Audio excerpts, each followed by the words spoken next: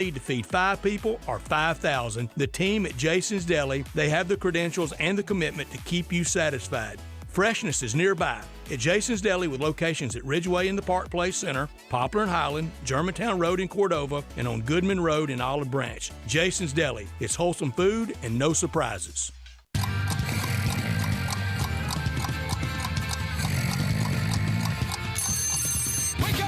Welcome to Sports 56 Mornings with Peter Edmiston. Co-hosting Sports 56 Mornings is Anthony Sane. Here are Peter and Anthony with Sports 56 Mornings.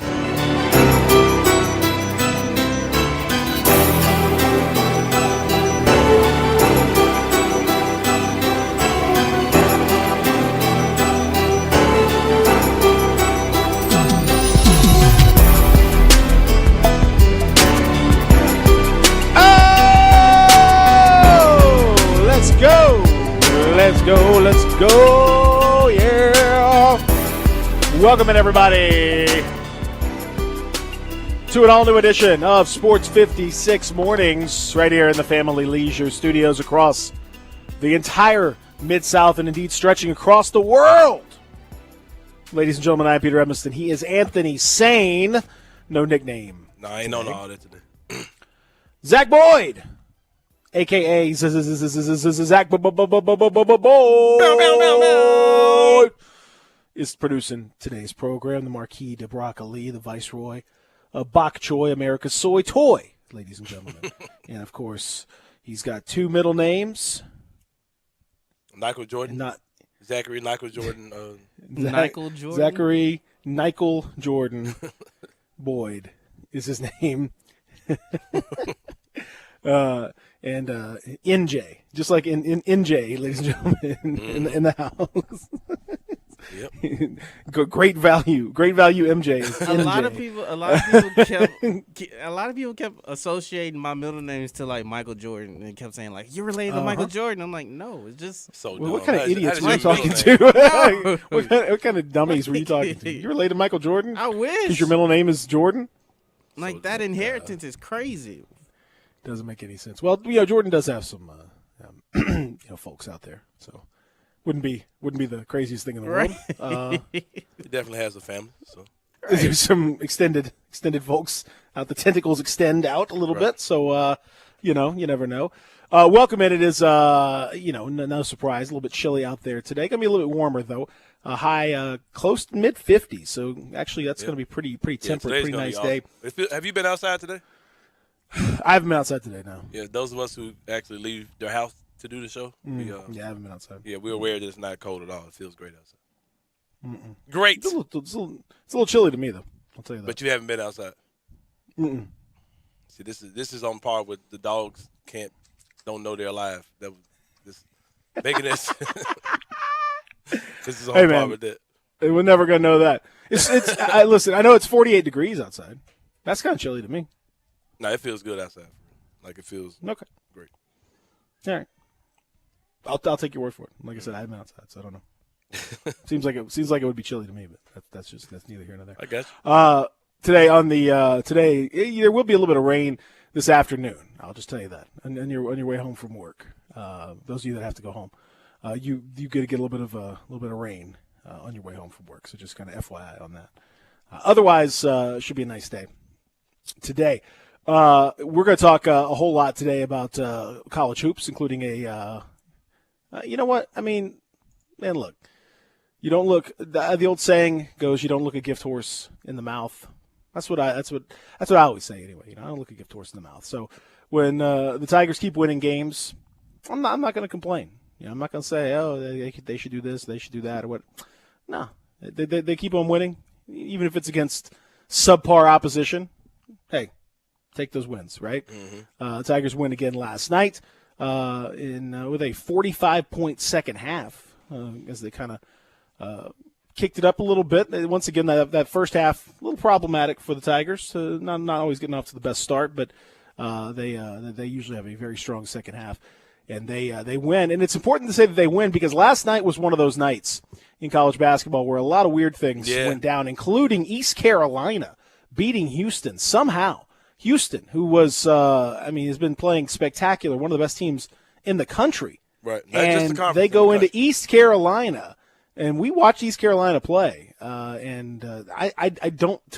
don't know how they could beat Houston. I really don't know how that could happen. And yet it did, 82-73. I can only assume. I didn't watch any of this game, so I just saw the result, and I was kind of shocked. I can only assume that Houston basically didn't show up, or somehow they, somebody had an accident, or there was a bet possibly that they could only play shooting left-handed or something like that. I don't know. Something like that must have happened. I didn't watch the game, but there's no way that Houston playing normally could have lost this game. And yep, here we are. And there were a few of those upsets last night. Getting back into it. It was a weird night. So the Tigers managing to avoid losing was a big deal. That was Yep. that alone will work. Avoiding no matter losing what is happens. almost better than winning. Some would say. Yep. Some would say avoiding a loss is almost as good as a win. So that's something to think about. We'll talk about that. John Gasaway is going to join us at 8 o'clock to talk about the entire college basketball world. A wild night. I don't know if you saw the end of the TCU-Oklahoma State game. The number 1 overall pick, Cade Cunningham, or likely to be number 1 overall pick, just lost his mind. Made an That's the extremely word I'm dumb hearing. play that led to TCU winning. So I don't, it's one of those nights. Big night for Zion. We'll talk about that. Anthony Sain, I know, is excited Yeah. about that. We got something for him, sir. 28, 7, and 6 for Zion. 12 of 14. He's a plus 37. Pelicans whipped on the Suns. Just telling you, man. Just telling you. They're gearing up. They're gearing up for Yep. Saturday. Pelicans They're gearing it up. advanced to 8-12 on the year, next to last in the West. Congratulations on avoiding being Minnesota Timberwolves bad. So this is the thing, though. You have when Zion plays 28, 7, and 6, and the Pelicans win, it's like top news on everybody. Right. It's like, oh, look at this, look at that, and that's the difference with Zion, man. That's unfortunately that's just the nature of the beast with him. It's not about Memphis. Let me just preempt you right there. If Zion were on the Grizzlies, it would be the same thing. exact The Grizzlies thing. would get the same level of coverage. It's about Zion. Mhm. And I don't knock TV stations for that, man. Especially after the pandemic. Like you gotta milk the. I mean, you got what's the word I'm trying to say? You got to milk it. You got to milk Nah, the you goat. gotta I feed understand. the, I what's know the- what you're saying. Yeah, You got to feed the goat. You yeah. got to All that. feed the.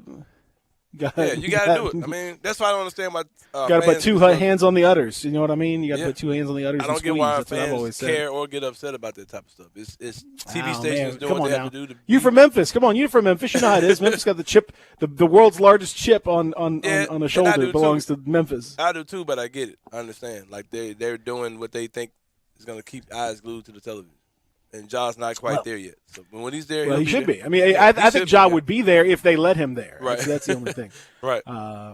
Yeah. So, in any event, we'll talk about all of that stuff coming up. The Grizzlies are back in action tonight against the Rockets. A little bit of a late start. Remind it's a home game, so you would think normally home game would be 7 o'clock, but it's an 8 o'clock start tonight. So just kind of be aware of that. Why did they do? Is that?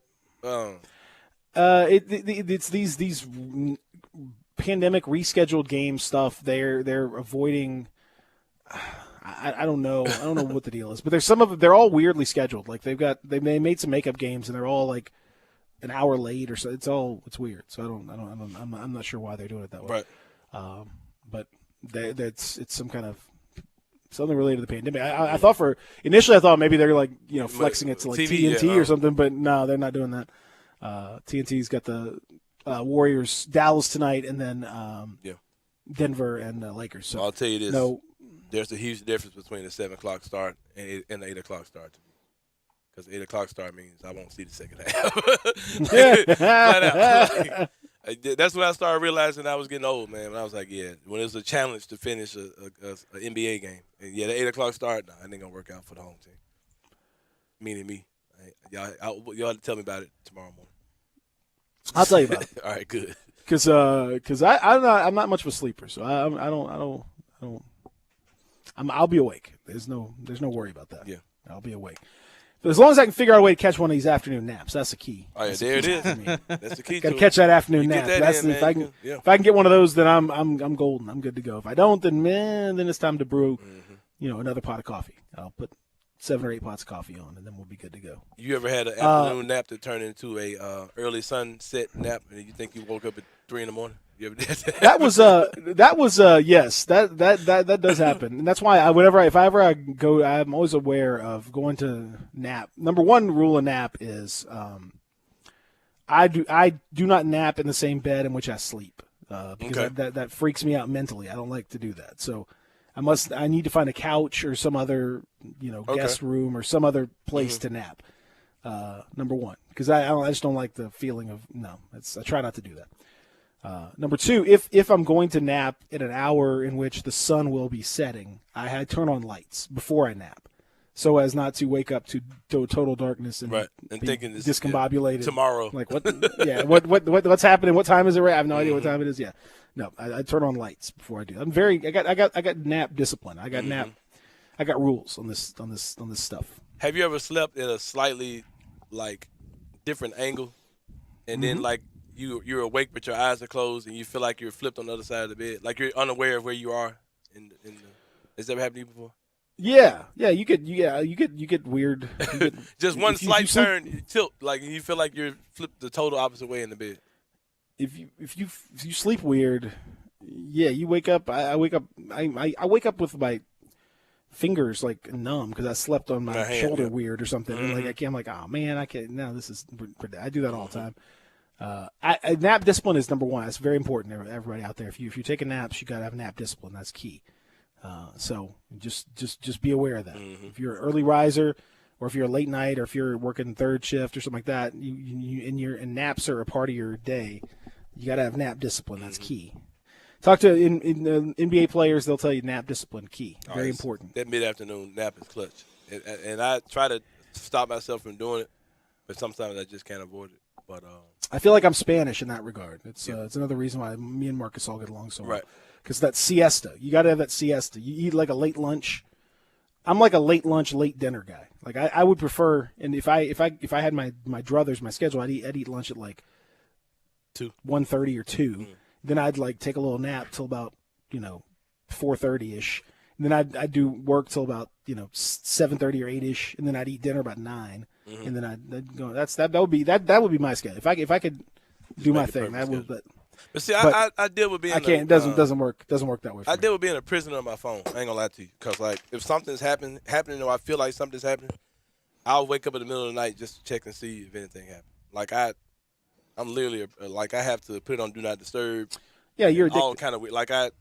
You're an addict. I'm a prisoner to it, man. That's just to be honest with you on that. You're an addict. It's especially when it gets the trade deadline, a couple weeks, and man. Oh yeah. Man.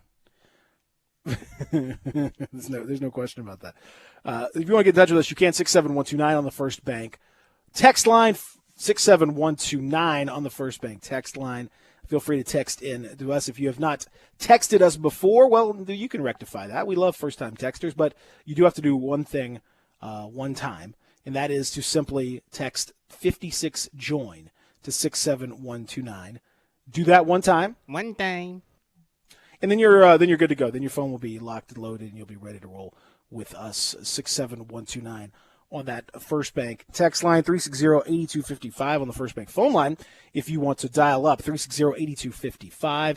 And, of course, you can hit us up on the chats at the various video sites where we are streaming. Yes, indeed, we stream the video every morning for you on all of the video platforms that are out there, your YouTubes and such, your Periscopes, and all that. Find us.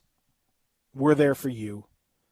And then chat. If you want to chat away, just pop a little chat down in the chat box or wherever you are, and it comes into us in the First Bank chat line. Plenty of opportunity for you to get in touch with us. We love to hear from you. We appreciate hearing from you throughout the show, except for those of you that are super racist. And we don't appreciate hearing from them. And yet we hear from them a lot, which is weird. Yeah. So you would think that they would just kind of give up on that, but for whatever reason, yeah, they don't. Texter says, Maine, what? I can't sleep during trade season. It's over. That's no. It's over, man. Yeah, No. first day of like free agency, when all that stuff's going down and trade deadline and all that stuff. Yeah, it's No, I'm gonna tell you when it hit me hard when we were shut down, when the league shut down, and all these rumors of it might be coming back and they're trying to do this, and it was like constantly every day something, and Dr. Fauci said this, and like it was like, bro, like I did not sleep. Like my sleeping pattern was so jacked up waiting to see if the NBA was coming back because we were gonna be like, one of the first leagues. The NBA is gonna be one of the first leagues coming back. So, bro, sleep wasn't a thing. Like my phone I was always up all night looking for something. So yeah. you ready to go. Yeah, for sure. And Drop of a hat. And here we are back. Somebody says something, boom, here you go. Let's go. Let's start getting after it out there. We'll talk about all that stuff coming up on the show. 9:00. Our friend Dustin Starr will join us. We'll talk a little wrestling with him. We normally do wrestling music today on Thursdays to honor Dustin as they edge ever closer to his first taping of Championship Wrestling from Memphis and all that. So Valentine's Day, right? Yeah. Valentine's Day. We got there's some wild stories. We'll recap National Signing Day yesterday and how the Chiefs trying to get lined up nearly cost them a Super Bowl. We'll talk about that coming up here on the program. Now, last night, Tigers victorious against the UCF again. This one maybe not quite as overwhelming as the first one, but still plenty effective. 18-10 for Landers Nolly. DJ Jeffries, 11 points off the bench. I really like how he's embraced that bench role. You heard Jermaine Johnson, the assistant coach of the Tigers, talking about that earlier on. Alex Lomax continues to be effective in that role off the bench as a spark plug, although he's got to stop throwing those lobs that are 3 miles high. We just need to – I don't know what the deal is with that. Calibration's a little off on that. I got to talk to Ja or something. He's I've never seen a guy throw so many – insane lobs in my life. I don't know if his vision is messed up or I'm not entirely clear what happens. He throws lobs like guys are 15 feet tall, and that's not going to work. He might got a low coma. Jotarax, they call that. And anyway, Dylan Brooks can give you some tips on how to pass a little bit better. What'd you think, Anthony Sane, last night? I think it was a gentleman's victory. They came out and did what they needed to do. Didn't really put up a ton of hard effort. Just got an easy win. Back to the lab, getting ready for the next one, man. On to the next. Houston took a loss, so they just inched that much closer to the top of the conference, and they just got to do what they need to do, man. Well, I mean that's that it's the sign of maturity from a team that you showed up, did your job. Never really threatened at all. The Tigers basically, once UCF scored the first basket of the game and then never led again. And so it was always what I would say, keeping them at arm's length. It reminds me a little bit of, when you're, if you're like, you got a little brother and your little brother's trying to swing at you and you're just sort of holding them at about, right about here. And you might let them get a little swing in every now and then, but you're never really in danger. There's nothing they're going to really do to you. That's kind of how it felt last night. I mean, UCF would get it down to, at one point in the second half, it gets down into like the 4 to 5 point range. You're like, okay, maybe then, no. And as soon as that happened, Tigers, scored like 10 straight and extended it back out, and then that was that on that. So I think the Tigers, you're seeing some maturity. You're seeing some growth from the team, and they've won 5 of 6. That close loss against SMU, a game that was absolutely winnable. They could have won that game and didn't, but they've won 5 of 6 now. And who's up next? That same ECU team that beat Houston. So this was an East Carolina team that the Tigers beat 80-53. So to see that they beat Houston is truly insane.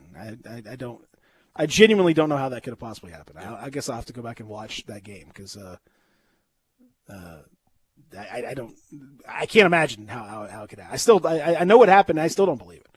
I still think it's some kind of a fake news situation that's happened. I don't. Should have stopped. Should have stopped the count, the points. They should have stopped the score, man. Yeah. Hashtag stop the score. I agree. There's no way that could have happened. But unfortunately, all points matter. Have you maybe the machines, the scoring machines there? I heard some stories. Looked into that, a conspiracy. I heard some conspiracies that maybe the referees tried to look at the scorecard, and they were stopped 300 yards away or something. That's what I heard.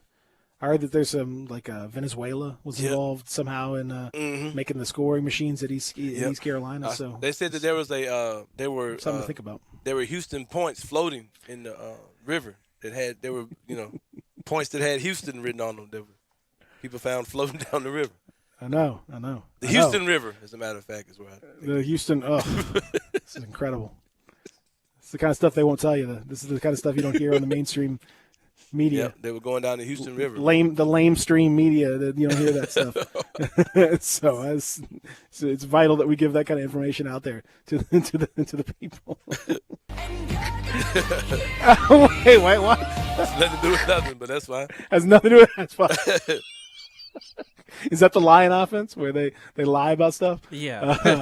Texter says Mike Lindell told me that ECU didn't vote right. I agree. It's somehow the MyPillow guy was out there hanging out outside the arena, screaming and yelling that Houston should have won, and there was some violations on ECU's side. That's right. ECU crime family. ECU crime family.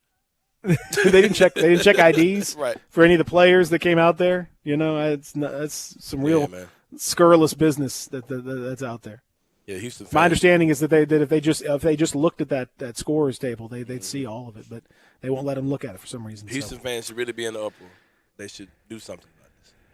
Oh, well, they probably will, but it's I don't know if they can, man. It's got to take it all the way to the Supreme Court, I guess. Yeah. Hard times, man. We'll fix it on NCAA basketball 2022. Yeah, which I don't think is coming out, unfortunately. But sorry, buddy. We'll talk about some of the other games. So when we come back, there, like I said, it was a very, very weird night in college hoops around the country. We'll talk about that. Plus, we'll get to that story about the Chiefs and a cut that nearly cost them everything. We'll talk about that and a whole lot more as we continue here live and local from the Family Leisure Studios right here, the Flynn Broadcasting family of stations. It is Sports 56 mornings right here, Sports 56, 98.5, 96.1. Do you know who I am? Who are you? I'm Superfly TNT. Johnny Radio. Where do you want to be? 1 to 3? Right here with me. Sports 56, 98.5, 96.1 FM, Monday through Friday. This is Sports 56 Happy Hour, your good buddy Johnny Radio. They've raised the bar again at Homer Skelton Hyundai and Genesis of Olive Branch. I like to say this is the new standard, the way car business should be done. And to prove it, out of 355 dealers in America that sell Genesis cars, the one in Olive Branch, Genesis of Olive Branch, was top 50 in the country, top 10 in the region, and number 2 in the district. And guess what? They want to be number 1. That means there are opportunities out there for you. It's the safest and every new latest bit of technology that makes the experience of driving a car better. They've got it at Genesis of Olive Branch. If we start with the G70, the highest performing car I've ever owned, all the way to the G80 or the G90, the biggest of the sedans, you'll love everything about the car. If you would like to try the new SUV, the GV80, you call Vinny Gerard at 662-890-6684. He will bring it out to you. It's that time of year again. Time for the big game and time for taxes. David Nanny, CPA, can help you with both. He's sponsoring this year's big game coverage on Sports 56, and David and his team have all the experience you need for all your tax filing needs too. Whether it's a return for an individual or for a small business, give him a call today. 901-763-2000. That's 901-763-2000. David Nanny, CPA for you. Sunday, the Tampa Bay Buccaneers and the Kansas City Chiefs square off in Super Bowl 55. Hi, this is Scott Graham. Join me and the rest of our Westwood One crew for all the action. Will Bucs quarterback Tom Brady win an unprecedented 7th Super Bowl ring? Or will the Chiefs and QB Patrick Mahomes become the first team to win back-to-back titles since Brady and the Patriots 17 years ago? If it's Super Bowl 55, it's right here. On Sports 56, 98.5 and 96.1. I'm here with the great Pat Donahue from the Rendezvous Restaurant Shipping Department. Thanks, Brett. We've been shipping our ribs all over the country now for decades from our USDA-inspected shipping kitchen in the Pinch District. We hand-cook our ribs in pits that Mr. Charlie built over charcoal, just like they do at the restaurant. So what comes in a rib box? We could do pork shoulder, we could do ribs, our sauce, seasoning, baked beans, coleslaw. We'll even throw in Pancho's cheese dip with our nacho boxes. We also put a bag of Rendezvous seasoned popcorn, heating instructions, some chef hats, some wet naps, and some other helpful tips from our kitchen. We ship our ribs overnight, exclusively FedEx. And we put them in nice packaging. We don't ever want to use styrofoam, so we use corrugated cardboard, actually 2 boxes that fit nice together, so the ribs get to you, your loved ones, or your clients in a safe, wholesome manner. Rendezvous ribs are perfect for out-of-town clients, customers, loved ones. We also ship ribs for any occasion. Where do we order these great ribs? You can go to www.hogsfly.com or give us a call at 1-888-464-7359. Charlie Burgos' Rendezvous Restaurant in the alley since 1948. Sports 56 traffic.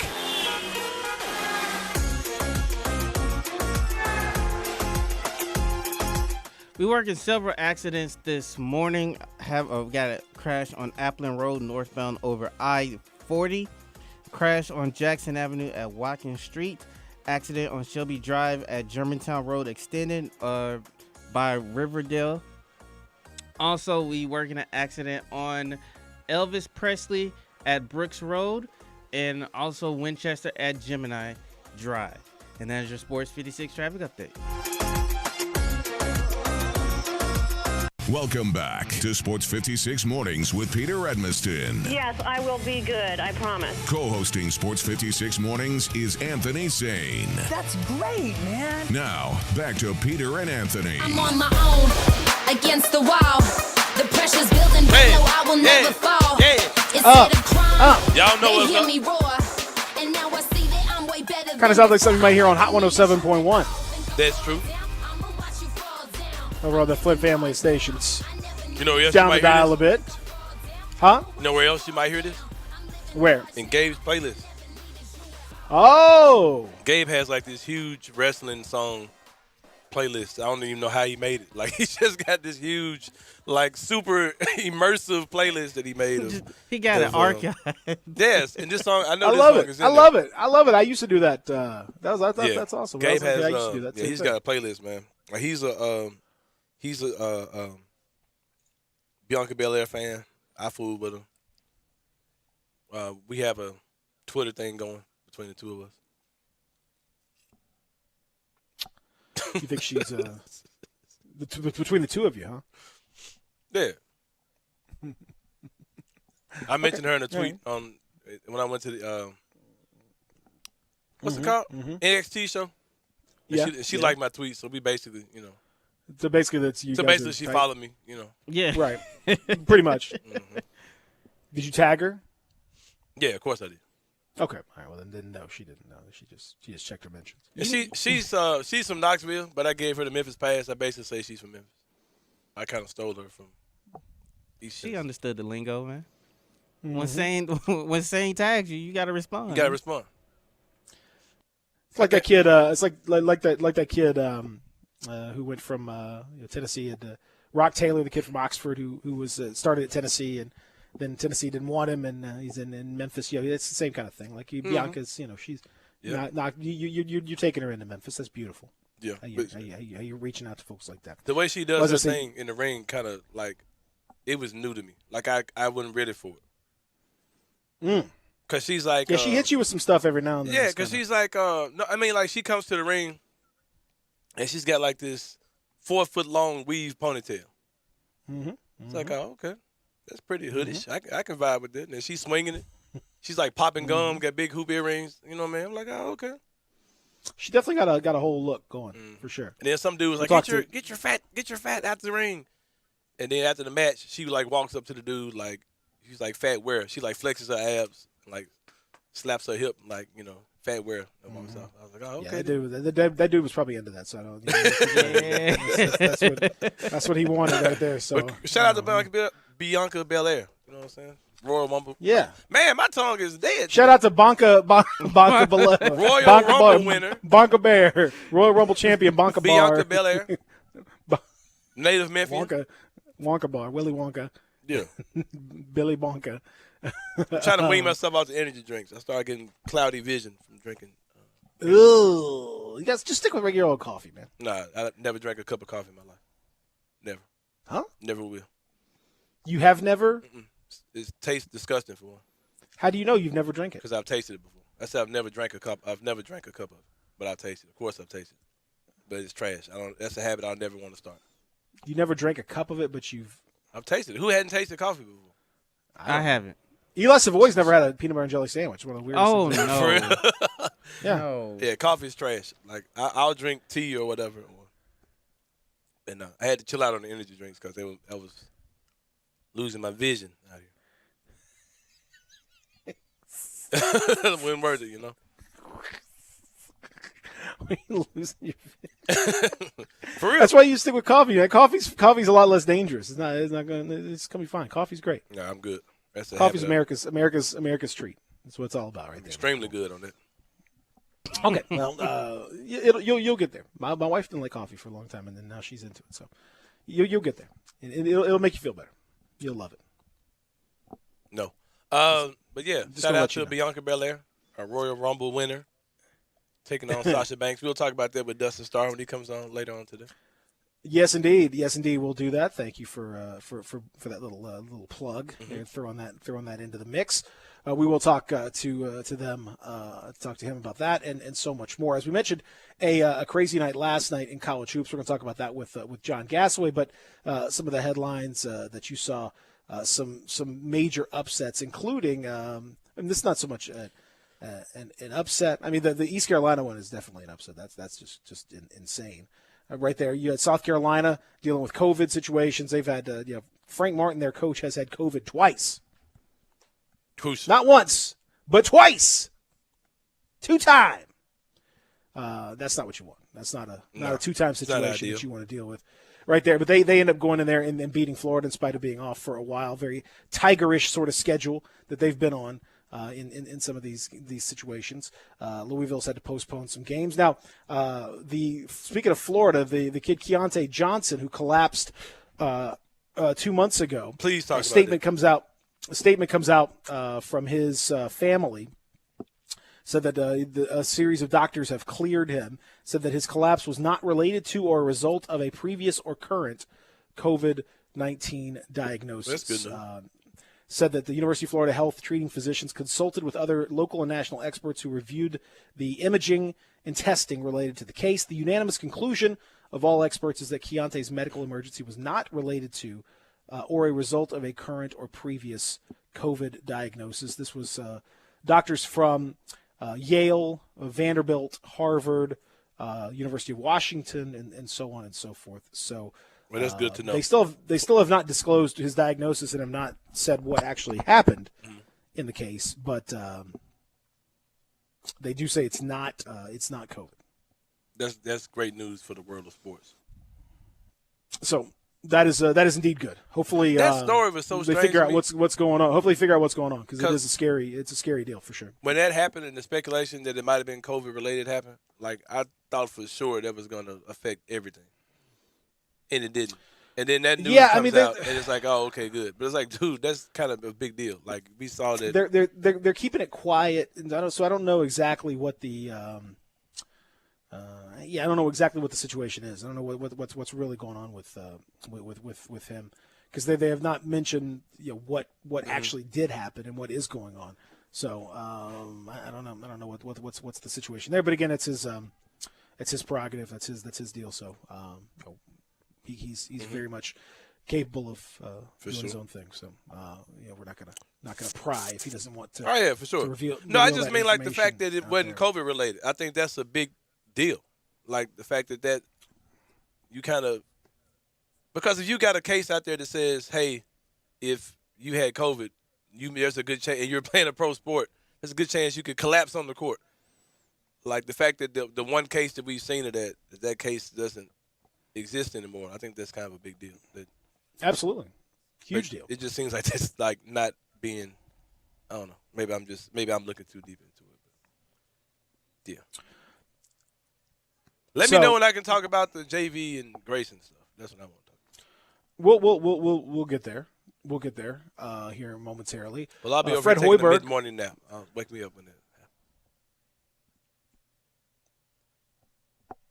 You can't take a nap during the show. Okay. All right. I'm back. That's terrible.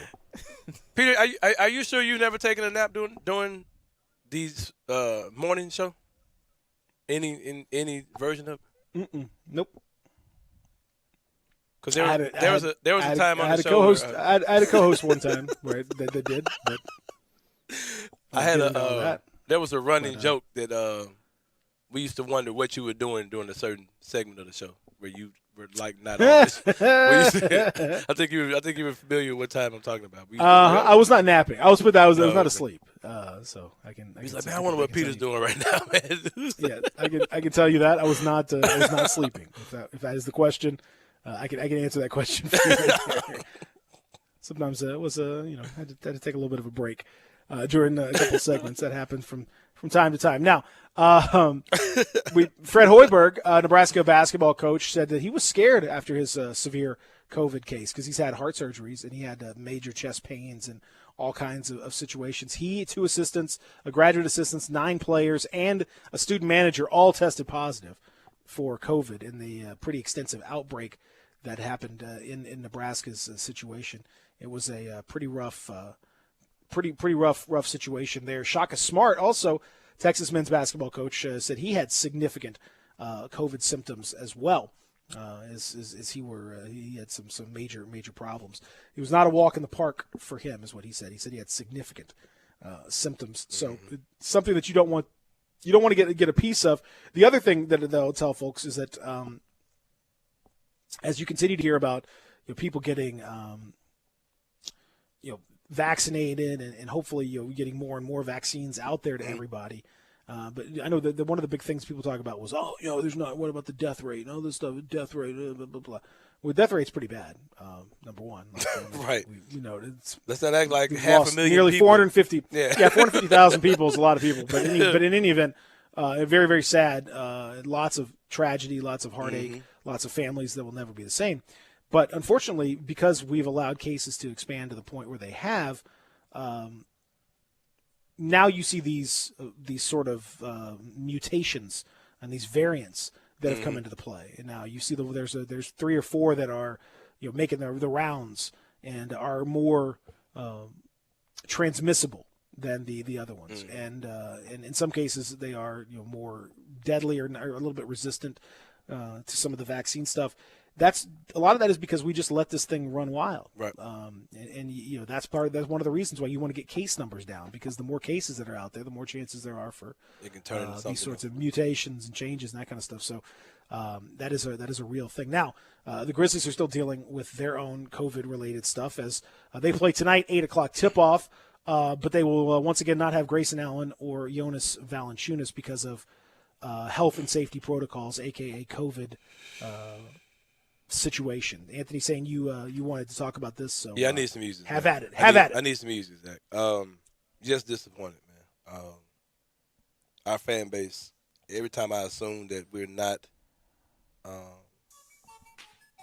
what's the word I'm trying to say? Every time I think that our fan base is, getting the hang of it, that they're an intellectual fan base, these type of situations arise, and it just shows me I shouldn't have as much hope in humanity as I do. Quick question. Don't want to interrupt the rant. Which fan base is intellectual? I thought the Grizzlies fans were. I thought Grizz Twitter was a pretty smart bunch. I thought I could escape from dumbness in Grizz Twitter. And I will tell you that there is literally no fan base of any team. Not Harvard, not Yale, nobody. That's probably true as well. But I just want to have... You ain't gonna escape from irrationality by going under fan Twitter. Here's my point. There are certain things that supersede sports fandom. There are certain things that should be just human. You would think. Human sense. You know what I mean? Like, you know what I mean? And you would think. The responses to JV and Grayson still being out due to COVID protocol are, I'm on radio now on the podcast, ridiculous. The fact that people can't understand that, look, we don't know for sure that Grayson had COVID, but we know for sure that JV had it. The fact that he had it and he's now negative, and people assume that means he's ready to play. Like, what have you been paying attention to for the past year? The disease doesn't have a timeline. Like, it's not like, oh, my time's up. Okay, well, appreciate you, JV, for hosting me for a couple weeks. You know what I mean? That's not how you've been a great host. Like, that's not how it works, man. Like, anything can happen. There are people whose bodies are still dealing with this right now. Rudy Gobert said he's still dealing with COVID effects to this day.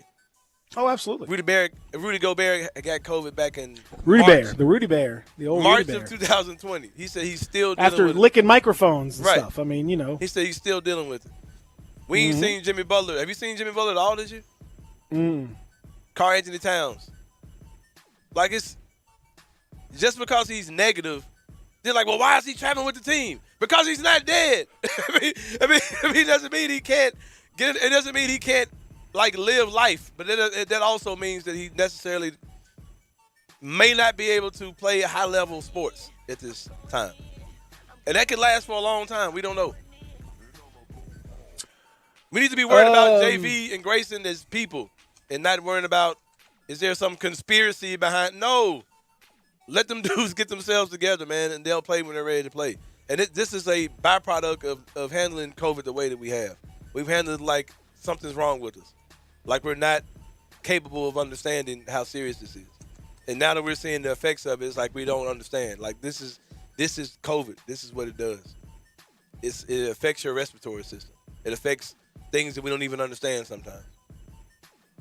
In our fan base, to see people who you think should have more understanding of this, I just don't get it. You mean you don't get it? Like, just because he's negative, just because he doesn't currently have COVID, like he can give it to somebody else, doesn't mean that there aren't any after effects to it. It's the most frustrating thing I've seen on Twitter in a long time. Like, it just makes me angry to see people who don't get it. We should be worried about their overall health and not if they're missing games at this point. Jimmy Butler is back. He came back Saturday. He's back for the last little bit. But you get what I'm saying? Jimmy Butler was out for a long time, bro. Well, here's what I would say. I don't. It may be a distinction without a difference. I'm not sure, but the phrasing of it is such that it leaves open. Once again, it leaves open some issues for that, and the inability of the players, or for whether they unwillingness or whatever to specify what's specifically going on, leaves that open. If it, because you Jonas Valanciunas, you see more of Jonas than you have of Grayson for whatever reason. You haven't seen much of Grayson. See more of Jonas. Jonas even did the rare tweet of himself walking onto a plane. Jonas hasn't tweeted like in months, so like it was weird to see him tweet and say, hey, I'm back with my guys, like stuff like that. That adds to the confusion. Why? How does that add to the confusion? If you are out because a player who is back with the guys but is still ill and not feeling well, that's confusing for the fans if you don't put that out there to say, I'm not feeling well, I'm not going to be with the team for a little bit, I'm not going to be able to play, but I want to be with my guys. Peter, you can feel well and still, if you run up and down that court, you could pass out because you're having respiratory problems. What does it have to do with being with the team? That's not. Then that would say that's not feeling well. If you as an NBA player, Jaren and Justice aren't they feel okay, but they can't go out there and play. They're traveling with the team. Like, what does that matter, bro? Like, what is wrong with y'all, man? Like, why am I the only person who thinks this is crazy? It's crazy talk. Like, what does that mean? And you sound like them, Peter. What are you talking about? I'm not. There's not. It's not a big deal to me. But I can understand. I can understand why there's a little bit. I can understand why there's a little bit of confusion. It isn't as cut and dried as you make it out to be. So what's going on there, Peter? What am I missing?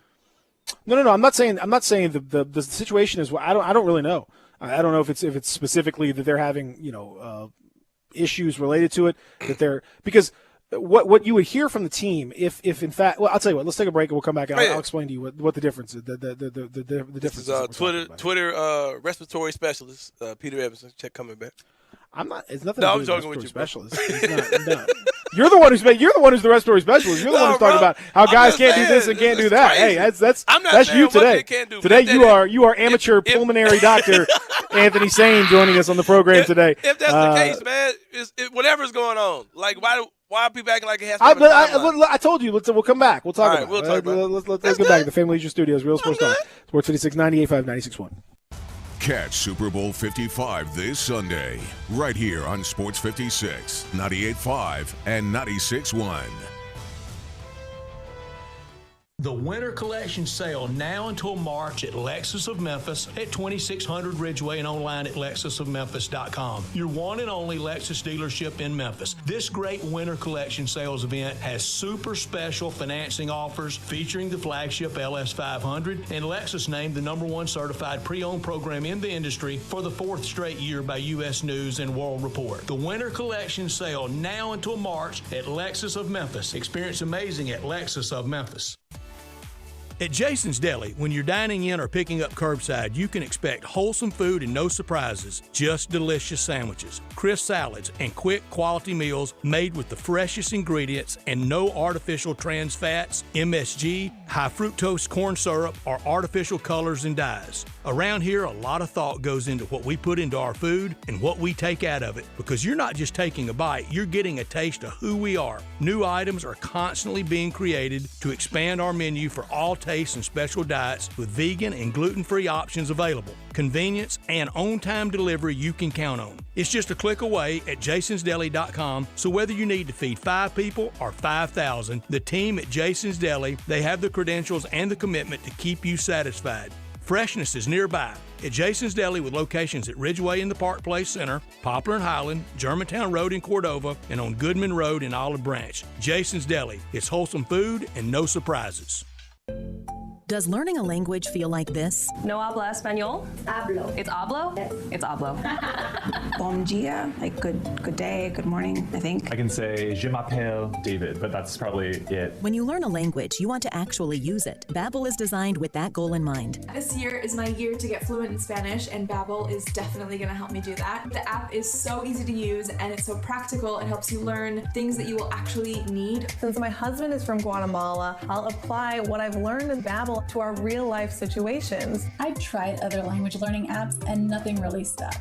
Babbel's been a complete game changer for me. Hoy es miércoles y el clima está muy bueno afuera. Estou com fome. Eu não tomei café de manhã. Je suis des États-Unis et du Viens-tu. Babbel, language for life, celebrating 10 million subscriptions sold. Now try Babbel for free at babbel.com. Just go to babbel.com and start learning a new language today. That's babbel.com, BABBEL.com. I know the sweetest thing in Memphis, and I know it's been around for 115 years. You know, I'm talking about Dinstall's, and it's time to stock up heavy on Cashew Crunch, Heavenly Crunch, Turtlettes, all of your favorite Dinstall's treats. So easy to get. The sweetest thing in Memphis, all you have to do is head to Laurelwood or head to Germantown and Poplar right across from the hospital, or go where they make the candies. That's on Pleasant View. There's nothing that says Memphis better than Cashew Crunch with that little tinge of coconut, or the Turtlettes. Let's face it, there's nothing better than Dinstall's chocolate. That's the mainstay of all candies, isn't it? Milk chocolate, although their dark chocolate is pretty darn good. And if you get the peppermint with the dark chocolate and put it in the freezer, you're going to love it. So many ways to love Dinstall's. Stock up heavy on all of your favorite Dinstall's treats. 115 years of making Memphis oh so sweet. Welcome back to Sports 56 Mornings with Peter Edmiston. Yes, I will be good, I promise. Co-hosting Sports 56 Mornings is Anthony Sane. That's great, man. Now, back to Peter and Anthony.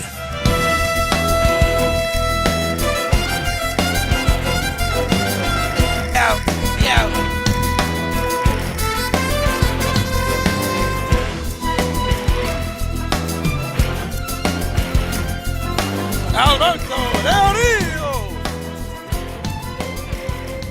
I used to like that dude. Yep.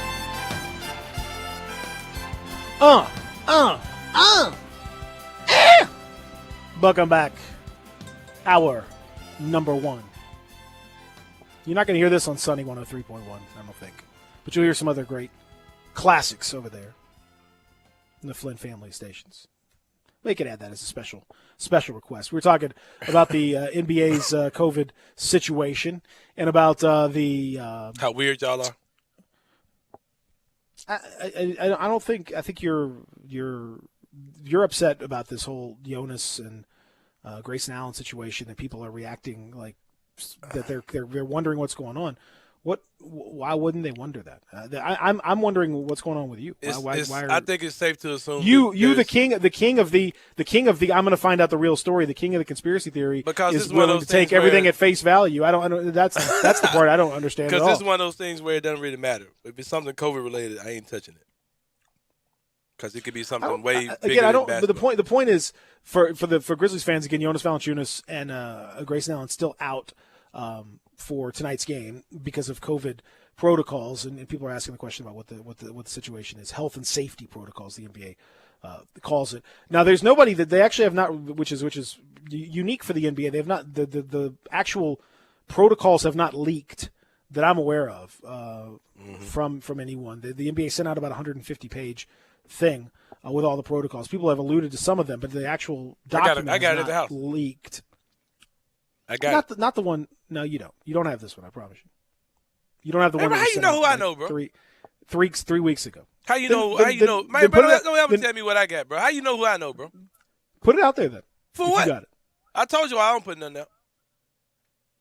Okay, well then why don't you tell me that.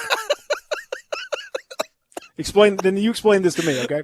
If you've read through it, then explain it to me. I ain't say I read it, I just got it. Okay, well then what's the point of that? That's what's the big deal? Hey, no, this would be actionable information for NBA Sane, NBASane.com to really. Now you're trying to tell me how to run my website. See, I mean, if you want, people to come on there and get attention, that's a great way to do it. Get an exclusive on this. This is what I was saying, Peter, before I was interrupted with this. Whether they're going through some COVID stuff or whatever it is, that doesn't really none of that really matters. Like they're out for a COVID protocol. The specifics of it don't matter at all. It's the fact that people are saying they don't understand how they're still able to travel with the team. Like how does your brain not understand it? The difference, because the difference is that if they were out with COVID protocol, there becomes concern about spreading and contagion, and if you are in fact considered contact traceable, close contact, etc. COVID protocol does not mean you are suffering from the effects of it. That's different. That means you're recovering. That's a different qualification. I have to go back and look. I don't remember seeing other teams refer to guys that were in that same situation as COVID protocol for this long. They refer to him as being out or whatever. Or there may be some story about how they are, struggling to get their wind back, or maybe they're not conditioning is not quite right or whatever. That stuff. That was the story, team, not right? not COVID protocol. That stuff comes out from the team, though, right? Unless the player decides to put it out themselves. No, this is what I'm saying. When they're saying that JV is out because of COVID protocol, that's coming from the Grizzlies. Yeah, that's yeah. Exactly. So I'm assuming that when I see that's the Grizzlies lumping that in to that title, but to that label, but that's not particularly what may be going on. Because I think fans are thinking that the league is putting some on. Yeah, but this is the part. This is the part. No, but this is the thing that you just came out and talked about how you were frustrated because there was no new information from it's a totally different thing, bro. Or from Jaren or Justice. It's a totally different situation. No, it's not. It is a totally different situation. If I knew you had some COVID stuff going on, that's all I need to know, bro. Can't put no time limit on that because we don't know enough about it. We know about a knee surgery. We know about a hip displacement. Like, it's a totally different thing. No, it's not. The point is, COVID can leave one of them dudes dying on the court. Like, Jaren ain't gonna die from having knee surgery. Like, that ain't happening. No. Peter, how dare you come to me like that, Peter? You literally will not let me finish the sentence. I'm starting to get annoyed now. The difference is you're getting mad at those guys for not talking, right? No. You said the Grizzlies about Jaren and Justice. You had a whole you literally your first post on NBASane.com was why aren't they talking, right? Yeah, that's right. Right. And it shook up so that's the world. The question. It made them why talk. won't the Grizzlies let these guys talk? I don't think that's our business. Why is it? It's the same thing. It's just the player who's not playing. It's a totally different thing, Peter. You know Explain. that. Why? COVID is a whole other beast, man. Why? There's no chance of Justice Winslow dying on the court from this place here. JV could die on the court if he has COVID complications. You're again. I'm going to say this for the third time because you seem to be intentionally missing my point now. Nah, bro. It's not about them playing. Send your location, bro. We finna handle this. It's not about them not playing. It's about them not talking. All they have to do is have them come out and say, you know what, I just don't feel well. I'm still struggling with this. It's tough. A lot of other players around the league have done it. Many other players have said it. But I think we know that's all people are wanting. That's all they're talking about. If they came out and said, you know what, I'm not feeling well, or, you know, man, it's tough. My heart, I had an issue with my heart, or maybe I had an issue that I just don't know. It's tough. I need to just sit out for a little while. Cool. No problem. That's all people are wanting. No one's, that's all they're saying. Just like with Jaren and Justice, like, it's weird that a meniscus injury is taking this long, but if Jaren comes out and says, man, you know, I'm still struggling, okay. But that's not cool. what people are saying, Peter. People are saying they don't understand how they're able to travel with the team. That's the part that ticks me off. Like, bro, how do you not get that? That's what it would help if they came out and said it. That would ease a lot of that, including what you're talking about. That's one of those things that's pretty much safe to assume, though. I don't know. I don't know that it is. I'm sending a location because I'm about to run this up. After the show at 10, I'm about to follow up. I just can't. It's amazing to me that the king of conspiracy theories is so willing to accept this one thing. This one that you face value. There's no conspiracy to I'm negative, but I ain't ready to go yet. Like, okay, cool, take your time. Then why are they able to travel with the team? Because they're not dead. Like, what do you mean? Like, what is it? What does it mean, bro? I look forward to this same level of trust from in other issues as well. I look forward to that. Bro, it's a totally different situation than a knee surgery or a hip displacement. It's not the same thing at all. I'm about to take this to Twitter, man. I'm not going to believe that more people think like what you're saying to me. I just don't believe. I really don't even. It doesn't bother me one way or the other. I can see why. But I can see why people's. But I can see why people's reactions. You can see why people are wondering how they're able to travel with the team if they're not able to play. Yeah, it's a confusing situation. How? I can't be alone. Somebody text in, call me. Somebody. Yeah, bro. Thank you. They've changed the protocols in the middle of the season. That's what I'm saying, Peter. I don't think this is NBA. I don't think this is a league mandate. I think this is what the Grizzlies are doing, and they're just calling it COVID protocols. Like, I don't really think it's that hard to see that. Then that would be helpful for them to. If they said this isn't the league, this is us doing it. Exactly. Something like that. Then just a little bit of information. What have we talked about for this? I'm not talking about like putting the guy out there if he's got COVID. I mean, if he doesn't feel right, don't put it. It's up to the player. The player shouldn't. That's absolutely their thing. So I'm not saying they should play at all. COVID is definitely different, and I wouldn't want them to risk or feel like they're taking a risk or any of that stuff. The thing is, I just understand from a fan's perspective that without that information, we've talked about it before. Without information, stuff's going to come flying in, and it's going to be all kinds of stuff. It's probably going to be half truths and all this, and so this is an area where they could provide a little more insight. Just a little more. I'm not saying you got to put everybody's business out there completely, but there could be a little more insight. And right now there really isn't any. And so people are going to fill that space with whatever. And some of it's going to be stupid because that's what there's no just communicate with the fan base. That's all. That's what just communicate with the fan base. Able to travel. When you're saying you don't understand how they're able to travel with the team, that part just doesn't make a drop of sense. But you're hung up on all this stuff. Like there's still stuff I don't understand about the whole thing. We got to take a break because be like Anthony's saying. Go get the vaccine, y'all. If I did it, you can do it too. Go get the vaccine. A lot of people can't do it. A lot of people can't because they can't get on the list. So you can say that, and whenever you can do it, go do it. Whenever you can do it, be like me. Use me as an example. We'll come back. John Gasser. Stick around.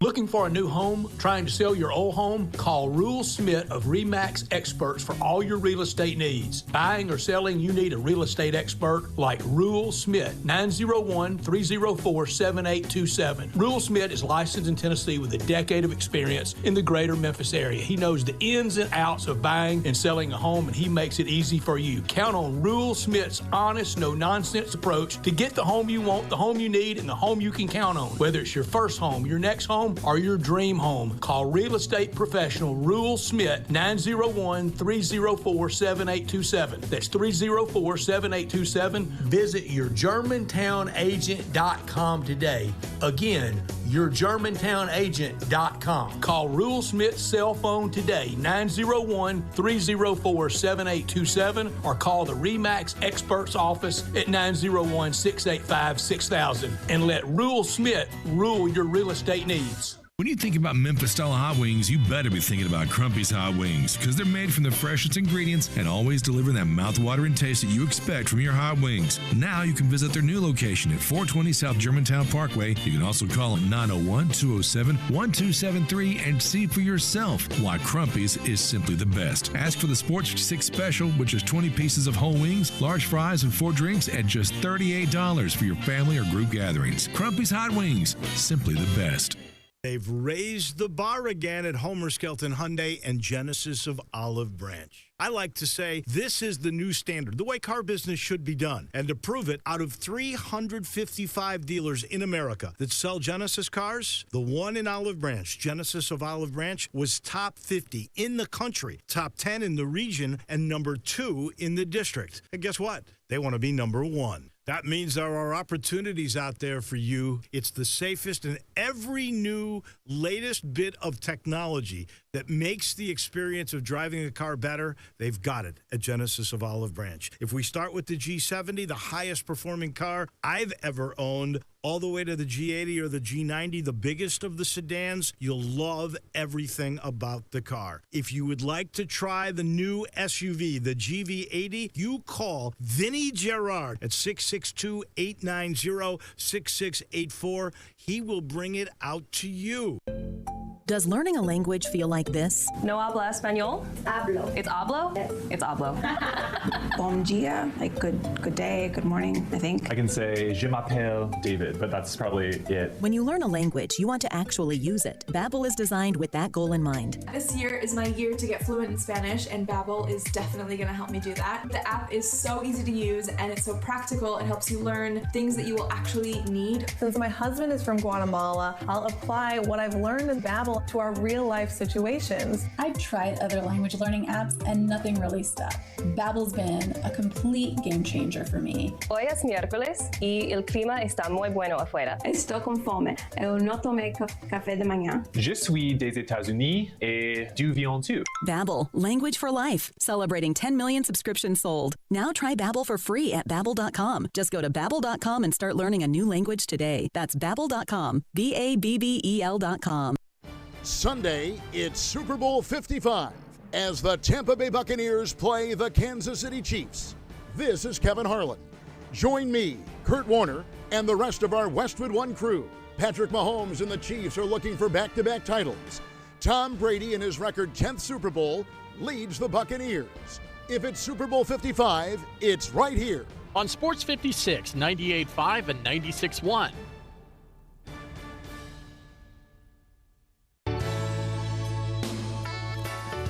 Listen Sundays at 11 a.m. to join Idlewild Presbyterian Church for worship. Idlewild is a PCUSA church located in Midtown Memphis. Sports 56 traffic.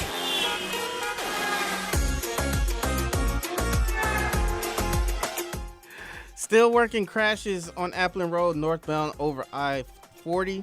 Crash on Jackson Avenue at Watkins Street. Accident on Shelby Drive at Germantown Road, extended by Riverdale Road. Crash on Winchester at McCorkle Road. Accident on Winchester Road at Gemini Drive. And accident on Elvis Presley on Elvis Presley at Brooks Road. And that is your Sports 56 traffic update. We are Sports 56 WHBQ Memphis, W253DF Memphis, and WIVG Tunica Memphis. Flynn Broadcasting Stations. Welcome back to Sports 56 Mornings with Peter Edmiston. Yes, I will be good, I promise. Co-hosting Sports 56 Mornings is Anthony Sane. That's great, man. Now, back to Peter and Anthony.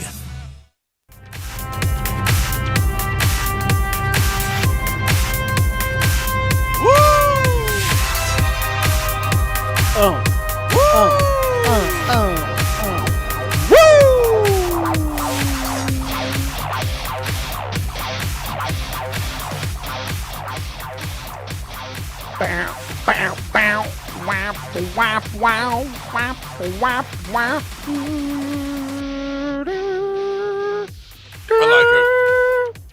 I like her. She's the Charlotte only, Flair? She's the only one that I thought that if she beat Ronda Rousey, I could believe it. Her and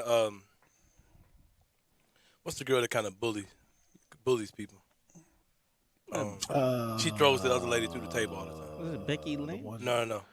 the big girl. She's full figured, yes. Dark hair. She wears black. Yeah. I forget. Man. She throws. Nia Jax. Yeah. I think her and I believe she could beat any of us up many times. Oh, for sure. Certainly you for sure, and Zach. Maybe not me. I'm pretty tough, but. Well, I'm 70% vaccinated, so she might not want these things. Hour number 2 is here. Welcome back. It's nice. It's gonna be a nice day weather-wise, at least in terms of temperature. There will be some rain coming up later on in the afternoon, especially. So you have to watch out for that. But the high is gonna be near 60, so at least it's gonna be a little bit warm. It's already warmer this morning, so they tell me. I haven't been outside, but that's what they tell me. So I'll take your word for it. Here in the Family Leisure Studios. Now, we said it was a crazy night last night, and indeed it was. It wasn't crazy enough for Memphis to lose to UCF. That the craziness did not extend there, but elsewhere it was a crazy night in college basketball. And so to try to sort things out, we bring in our good friend John Gassaway from ESPN Plus, at John Gassaway on Twitter, to talk a little bit about it and about what a crazy night it was. John Gassaway, good morning. How are you feeling? Good morning, man. I'm feeling well. What should we talk about today? Well, there's a matter of some wild games last night. In particular, how did East Carolina beat Houston? I didn't watch this game. I didn't think about watching this game. I made no assumption that this game was even on. Didn't care one way. Just assumed Houston would dominate East Carolina, as so many others have, and went on about my day. And then, lo and behold, somebody tells me that not only did Houston lose, but East Carolina beat them 82-73. John, did you watch this game? Do you have any idea what happened here? This is quite a mystery. No, I didn't watch this game. No. No. I'll give you a little glimpse inside the Gassaway household. February 3rd is the wedding anniversary, so I took the night off completely last night. Yeah. Well, look, you know what? I tell you what. You apparently missed. Not spending last night watching basketball on TV ensures that there will be another anniversary next year. So that was a smart move. What did you guys have a lovely dinner? Did you make a nice dinner? Was it just a lovely time dinner? We just had 2 feet of snow dumped on us, so you've got to stay flexible. You got to stay scrappy, and we had a lovely dinner at home with our son, and it was nice. How many years now? Many years. many years. Many years. Many. Okay. Yeah. Fair enough. Yeah. All right. Well, that's good. That's better than few. Well, somehow you missed. Maybe you not watching was the key, because last night you saw. Well, you didn't, but everybody else saw East Carolina knocking off Houston. St. John's. I'm caught up now. Yeah. Beating Villanova. Yeah.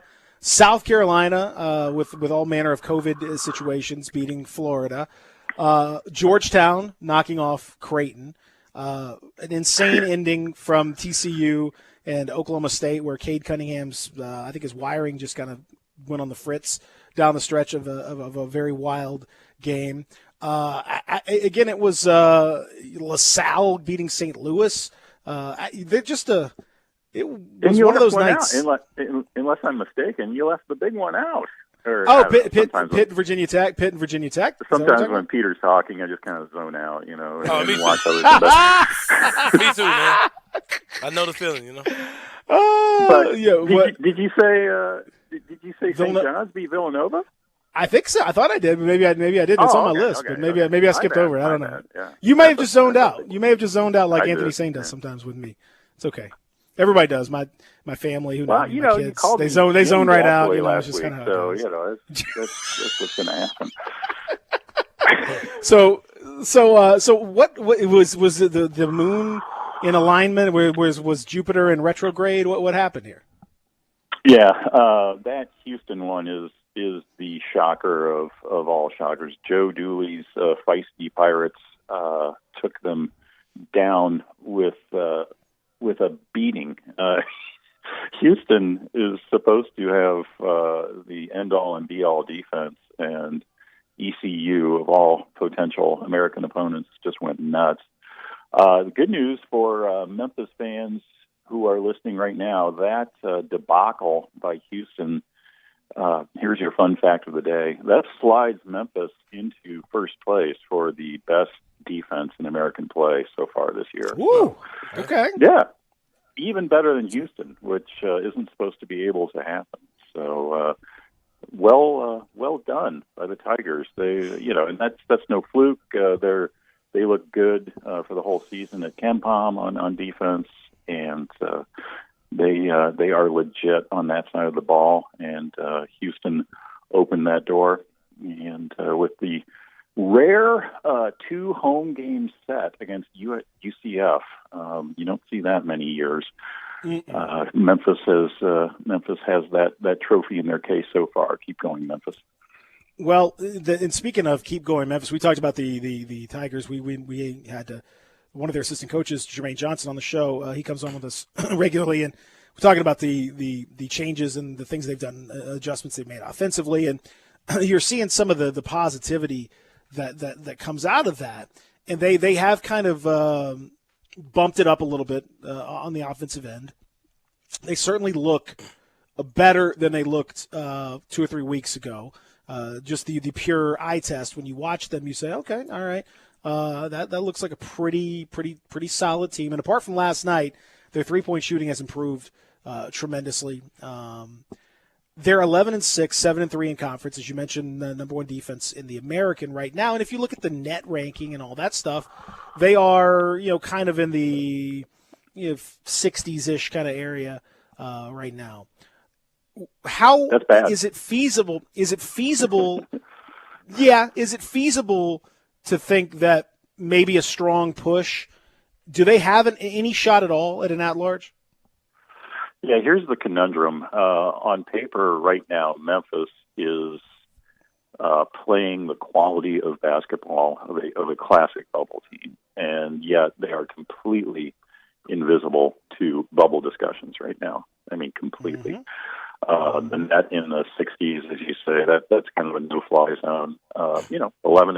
I mean, that just that says it right there, in effect.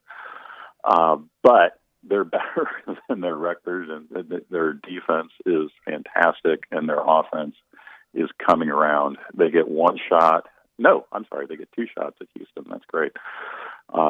And winning them both, or even winning one, that changes this conversation. But nothing's going to happen until then, and that's somewhat unjust because the quality of the team is such that they could be in the discussion, but they just don't have the wins to show for it. And what's working against them this year is it's a very strange year in the American where Houston's the only good win game in town, period. I mean, that's it. And that's extremely rare across the young history of the American.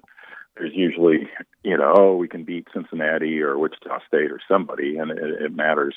It doesn't matter this year. So, got to seize the day against the Cougars. That's what this is all about this year. The way that the committee is going to approach the discussion about the NCAA tournament, do you have a feel for how they're going to approach it with this COVID situation being what it is? I mean, there are so many teams that have had so many games affected, either canceled, postponed. Schedules are still very much up in the air, and just a lot of things are weird this year.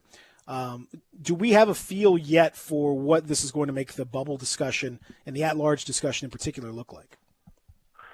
I think, and I'm not trying to be flip about this, but I think that in the main, they're just going to have to look past the fact that teams have played, somewhat wildly differing numbers of games. You look at a team like Villanova, who, again, lost surprisingly and emphatically at St. John's last night. They just haven't played many games. They're at a point where ordinarily, this would be a January level of knowledge that we would have about this team based on the number of games they've played. And here we are cruising well into February. And, Wildcats are ticketed for a 1 seed. And I'm not saying that's wrong. I'm just saying this is the business we have chosen in 2021. Somebody's got to be a 1 seed. 2 teams have to be 1 seeds besides the obvious, Baylor and Gonzaga. Who's it going to be? And it might as well be Villanova, even though we haven't seen much from them. This is just what's going to happen to fill a bracket with the required number of teams. We're going to have teams like the Wildcats that haven't showed us as much and haven't had an opportunity to play as many games, but we think they're good. Alongside other teams that have, there are some teams that have played, at least in conference play, they've played their full schedules. I mean, it's a rather incredible diversity that we're seeing here. And, that's not going to change. I mean, they, meaning conference officials, they're trying to stay flexible and leave gaps in the schedule, like entire week-long gaps to do makeup games, but you can't possibly do every makeup game for some of these teams. So this is the way it's going. Selection Sunday is coming up here in 5 or 6 weeks, and this is how it's going to be. And the selection committee is going to have to just make some extrapolations. They certainly can't penalize teams for not playing many games in this of all years. So they're going to work with the material they have and do the best they can, and it's going to be a very different situation in 2021. John, the last time that there was an NCAA tournament that didn't have Duke, Kentucky, and Michigan State was 1976. Do you think there's a realistic chance that can actually happen this year? I mean, because if they started today, they wouldn't be there. So, do you think that can hold suit? Yeah, first of all, shout out. Thank you for landing on my tweet. That was some laborious research on my part. Michigan State appears to be, as dead as Marley's ghost. I mean, they're just gone. They're buried. It's strange to say about a Tom Izzo team, but let's take these cases one by one. Michigan State is languishing at 2-7 in the Big Ten, 5-12 overall. So let's say that would be the greatest miracle run ever if they got an at-large bid. I suppose anything's possible as far as winning the auto bid in a Big Ten tournament, which has moved now to Indianapolis, so that teams that are going to the NCAA can just stay there. But yeah, MSU definitely looks like their history moving up a notch, a small notch, perhaps slightly. Kentucky, one of the many teams that lost last night. I don't think that even made Peter's list of shockers, and it shouldn't. Kentucky losing. Nothing shocking about that. On the road, to Missouri. They're 5-11 overall. They've got nothing going in terms of mock bracket presence. So you never say never, but their path to an at-large bid is next to non-existent. So I feel pretty good about saying Michigan State and Kentucky won't be there. The different quality at this time is Duke. They do have a shot at getting an at-large bid. This is not the Duke team that we're used to seeing, but unlike the other two teams, they're over 500, both overall and in ACC play, barely in both cases, but they are. The laptops of choice project them to be, finishing at or maybe slightly above 500 in ACC play, which traditionally is the sweet spot of the bubble. And most importantly, on mock brackets, they are showing up. Whether your favorite flavor is Joe Lenardi, my colleague, or whomever, they are lurking in kind of next four out territory. They're definitely not in right now, but they are the one team of these three blue chips that's on the bubble right now. And obviously, big game, first one against the Tar Heels. UNC appears to be possibly a double-digit seed, so that's big. It's not your traditional power versus power Duke Carolina game, but it's huge for Duke's tournament chances. So it looks like maybe one out of those three at best this year. It's crazy. I'm just going to say if Duke is anywhere near, they're going to get in. I'm not going to. Yeah. No, there will be. That's just if they're near that line, it's you better blind the resumes, or else there's going to be no question about what's going on. I'm not going to knock anyone's. Just saying. I think it'd be hard for me to believe that they would leave them out. Now here's another. This is a question. I like to saying you have to forgive me for a second, okay? Because I have to indulge. I have to indulge the nerd side of me here and the nerd side of John for a second. Do you notice, because we've had so many, obviously the games have been weird and the atmospheres are weird. There's no fans really in arenas or limited fans in arenas. There was a smart thread by an NBA reporter. I forget who it was. I wish I could remember his name now. Talking about the differences in NBA defenses because of seemingly fans not being in the arena. Shooting seems to have improved as a result. It's not as difficult of an environment to go and play in. And that has affected teams that have, for example, their modus operandi has been to allow to pack the paint and allow more outside shots. They have really been burned because people are shooting better. Have we noticed anything similar across the board in college basketball in terms of the effects of not having fans, not having crowds? Yeah, I saw that feature that you referred to, and I also don't remember who did it. But it was, I know. I feel bad because it was really good work. Sorry, apologies, NBA person. I love you what you're doing, but it was not enough to know your name, but we love what you're doing. But it was phrased in terms of defending the rim or defending the line. I did see that. Yes. At the college level, home winning percentage is down, but not as much as you might think. And Peter, I think we've discussed this before, but home winning percentage has been on a downward glide path in the college game for 70 years now, because back in the day, traveling was a major tariff on your physical well-being. You'd be on a bus for hours, and then you'd stagger onto a business court where the refs were crooked, and you weren't going to fare very well. Circa 1950. So travel has improved, and standards for refereeing has improved.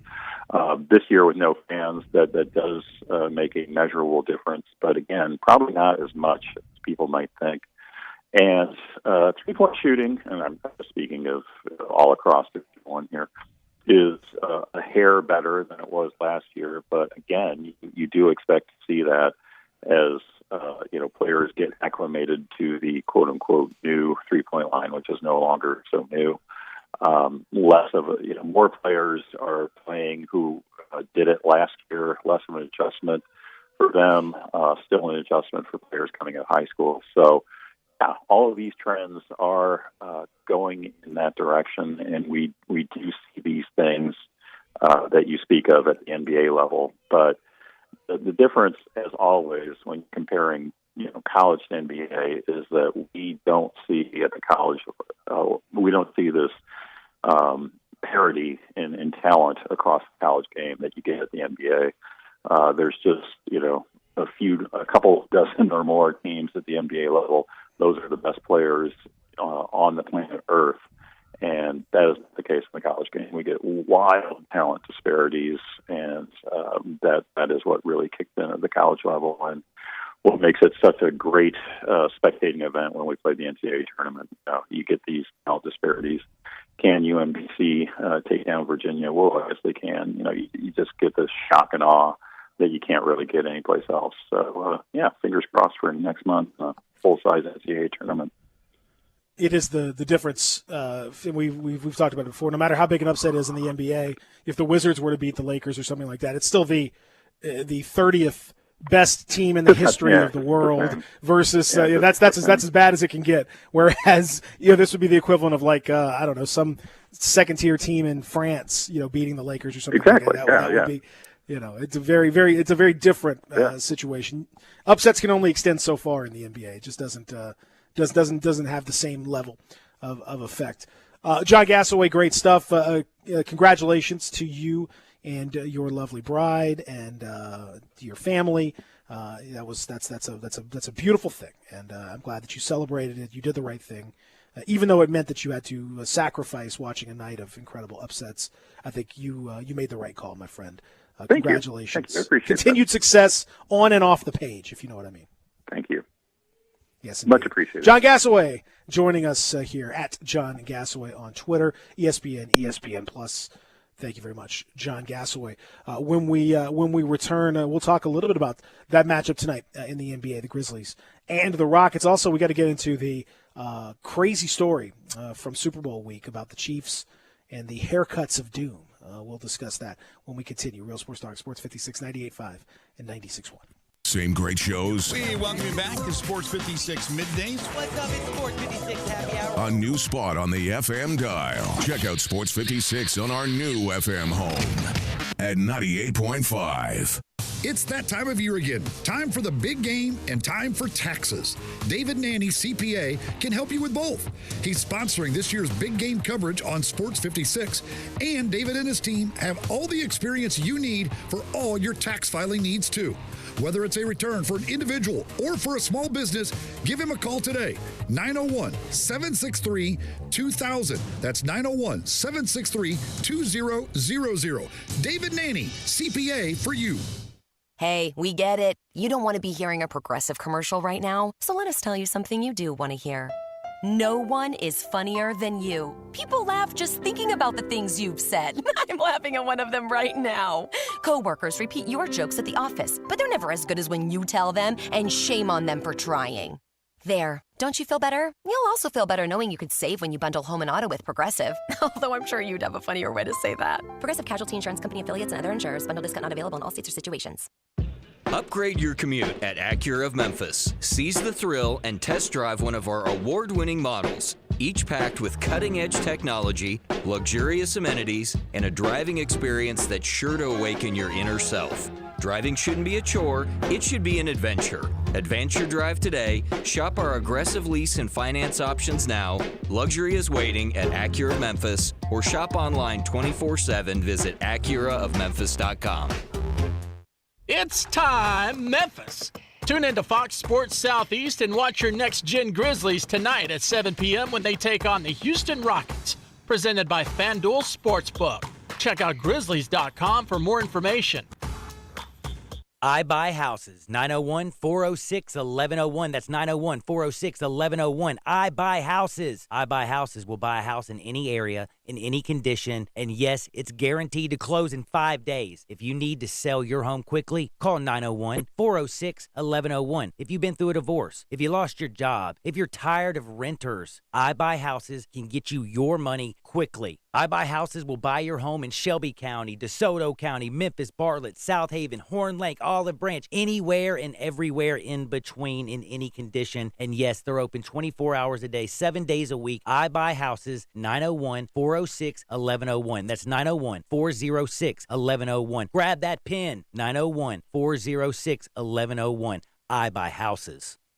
Do you know one of the best things you can do for your employees or family's health? Provide Arctic Clear bottled water. Arctic Clear bottled water is your locally owned and operated bottled water provider. Arctic Clear is 100% natural spring water with free delivery and setup, dependable service, and no long-term contracts. What an easy choice. Call Jeff Manus today, 901-382-2363, or visit arctic-clear.com. Arctic Clear bottled water. Call now, 382-2363. That's 382-2363. Sports 56 traffic. Nothing new to report on the roadways this morning. Just keep in mind the streets might be a little bit wet this morning, or expected to be wet this morning as rain is coming in, and also still possibly could deal with a little bit of fog in the area as well. And this is your Sports 56 traffic update. Welcome back to Sports 56 Mornings with Peter Edmiston. Yes, I will be good, I promise. Co-hosting Sports 56 Mornings is Anthony Sane. That's great, man. Now, back to Peter and Anthony.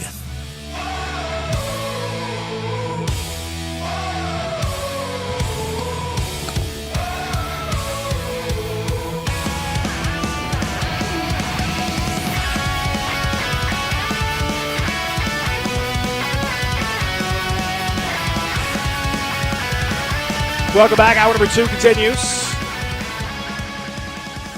I don't think you're going to be hearing this over on 107.5, but you might.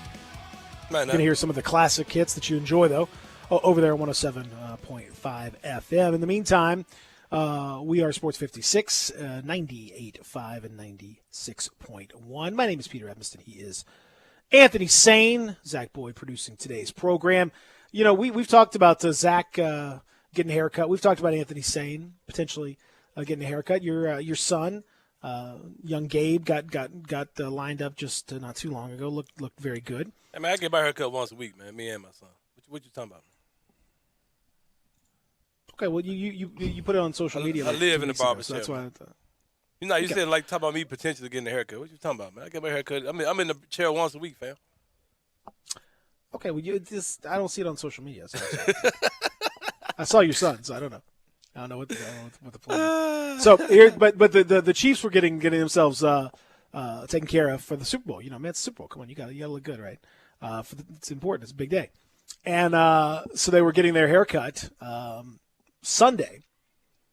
They had a barber who they had apparently thought to have cleared for COVID situations and all that stuff. Turns out not the case. Daniel Kilgore, backup center, was in the barber chair when the Chiefs pulled the barber mid-cut and said that his COVID-19 test results came in and he was positive. And so yanked him mid-cut. Oh, man. This man's sitting there with half cut, half all, and the barber is pulled. He's out. COVID situation. I mean, that's crucial. How does this happen? Yeah, how does that happen? You got a barber who you didn't fully vet. You had to get a cut right away. You couldn't wait till just double check those test results are coming back. I'm so confused that the biggest day. I mean, this is the Super Bowl. Right. You've gone the entire season, man. You've been working hard to get here. This is a dream, and you got one game left. And you're going to throw a barber out there and get 20 Chiefs in a line, and everybody's coming in to get this dude to cut. And this dude almost ended up being a one-man super spreader event. And Mahomes was in line. Mahomes was going to get the Patrick Mahomes cut, which is trash, by the way. But he was about to get it chopped up and couldn't do it. Can you believe that? Yeah, that's terrible. What are the odds? Yeah, that's rough. But yeah, you saw the articles that came out about the NBA barbers in the bubble. You know what I mean? And, yeah. How much of an important part they played. But come on, NFL. You got to get like the NBA, man, when it comes down to certain things. A lot of things, actually. But I just don't understand. I can't believe how close they came to this disastrous situation. Oh, boy. I mean, wow, man. Can you imagine, Patrick Mahomes unable to play. He got a haircut Sunday, and his barber had COVID, so he's can't play in the Super Bowl. What? Contact tracing, man. Yeah, contact tracing, man. I mean, man. Now I've had some rough situations happen in the barbershop. I have pretty sensitive skin, period. And I've had situations where when the barber's like lining up my mustache, they're like the hand contact around my mouth has had.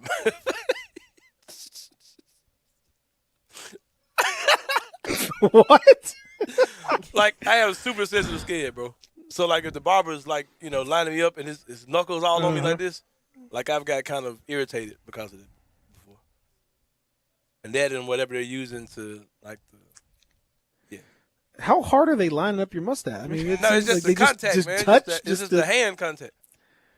Man, that is some incredibly sensitive skin. Oh yeah, my skin is pretty jacked up, bro. When it comes down to stuff like that. But it's the cost you pay, man. Be as handsome as me out here in these streets, I believe me, I understand. I live with it every day. I got friends who got multiple sons, and like their barber appointment is like a bill, like they're paying. Because me and Gabe pay $40 a week, and that's just for me and him. I got friends who have like 2 and 3 sons apiece, and when all of them go, they're spending, Just get like a monthly bill, like the light bill, like $80 a week. But no, you got to stagger them, man. It's like $320 a month. $300 a month, yeah. Man, got to stagger them. You got to get like a bulk discount on that thing. Like, man, we're doing the $80. We got to get down to $250 a month. How about that? Let's start paying this thing monthly. Come on, yeah. I give you cash. Give me that cash discount. I don't want to. If I give it to you cash, what do you think about that? That's. I'm sitting there just looking at Patrick Mahomes' hair, which is trash. You look like Larry from the Three Stooges. Anyway, go ahead. You wonder where that came from. Skipped a week, man. It's garbage anyway. You could have skipped a week. Yeah, I don't know, man. To me, I think it's important to look your best, certainly. But if it comes down to it, and it's a Super Bowl, and I've been fighting to go through this whole season and all that, you know what? I'm probably going to just go. I'm not going to take any unnecessary risks. I'm going to be extra careful. I cannot believe that very nearly cost us a full-fledged Super Bowl, the haircut situation. Incredible. Let me tell you, our friends at FanDuel would have had a tough time because they would have had to change all their prop bets. There's so many great prop bets coming up for the big game, and you can jump on them with the FanDuel Sportsbook app. In addition, new users, I keep telling you about this because it is absolutely insane what they're doing. New users can get 55-1 odds on who you think is going to win between the Chiefs, the Buccaneers this weekend. You pick the winning team, you get 55-1 odds to celebrate the 55th edition of the big game. That is really incredible. So you turn $5 into $275, and you have to act now. Go ahead and take that, get that app. It's easy to get on Android, iOS, and download it. Use promo code BIGHEAD to sign up. New users, you're good to go. Then make that bet, and hopefully you are going to take home a nice little chunk of change as a result of the upcoming big game. Now, prop bets, I know people are loving these prop bets. I'm not like, you always got to put something on the coin toss because the coin toss is just a fun little thing, like heads or tails. And apparently a lot of folks are laying down money on the coin toss this year. They're just having a little bit of extra fun. I'm gonna tell you, the tails never fails, ladies and gentlemen. So if you're gonna take that prop bet, take it from me. Tails never fails. You can get odds on who's going to score the first touchdown, who's going to score a touchdown. All those prop bets are up and down, and I'm probably going to be dabbling through them. We'll sample them, and on Friday we'll give you our picks on all the prop bets that are out there for the big game. Again, it's FanDuel Sportsbook. Check it out. 55-1 for new users. Terms do apply. Deposit required. Must wager in designated boost market. Must be 21 and older or and present in the state of Tennessee. For more information, go to sportsbook.fanduel.com. For problem gambling, call 1-888-9789 is FanDuel Sportsbook, your spot for the big game. No shock that Alabama has the number one recruiting class in college football. Totally didn't see That's that. Not a shock. What might be amazing, or what might be shocking, is that Alabama has their recruiting haul is historic. It's so good that, frankly, it's hard to even imagine.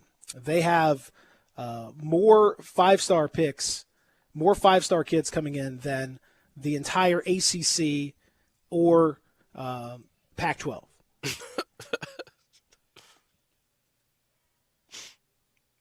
I mean, what are we talking about here? That's pretty crucial, man. We still got the P6 banner going. Like, we still pumping that one up. I mean, everybody else is playing for second place at this point. I mean, Alabama's the haul is just absurd right now. They've set records for the 24/7, all that stuff. There's just never been anything like it. It is it's insane. So, good luck, everybody. Alabama loses a whole bunch of. That's right. Alabama loses a whole bunch of dudes as per usual, and they just come back and reload with what is a historic class. The only question now is, is this bad for the sport? Like, it's so good that it's crazy. Look at this. According to the 24/7 Sports, Alabama signed the number 2 player, number 5, 8, 17, 23, 26, 33, 44, 46, 50, 51, 57, 58, 74, 81, and 91. 10 of the top 50 players in the country, 16 of the top 100 are going to Alabama. That's 20% of the top 50 going to that one team. That's crucial. Not enough McDonald bags passing around? Man, that's get like them, man. Like, we stop passing. Get on that level. You can't get on that level. Nobody's going to get on that level. That's how my NCAA 06 or 05. That's how my team look. Just load them up, man. Well, I think this is becoming a little bit of an issue for college football because guess what? Top 5 are in the composites: Alabama, Ohio State, Georgia, LSU, Clemson. Just lather, rinse, repeat, man. There's I mean, it's all well and good, but there's no surprise in this sport. There's no intrigue. There's no nothing. They built it. You know what I mean? That's what they. No, I mean I don't know. I don't know. They're doing exactly what they're supposed to do. I'm just saying the function of the sport is the way that the sport has gone now with the playoff and all that. It has led to a situation where right now they're just dominant and like there's no turning back. They're going to be in the playoff every year pretty much, which means they're going to get more hype every year, which means the players, if you want to win a national championship, you really don't have that many options to go to. I mean, you look at a team like Florida. Florida's had a lot of success.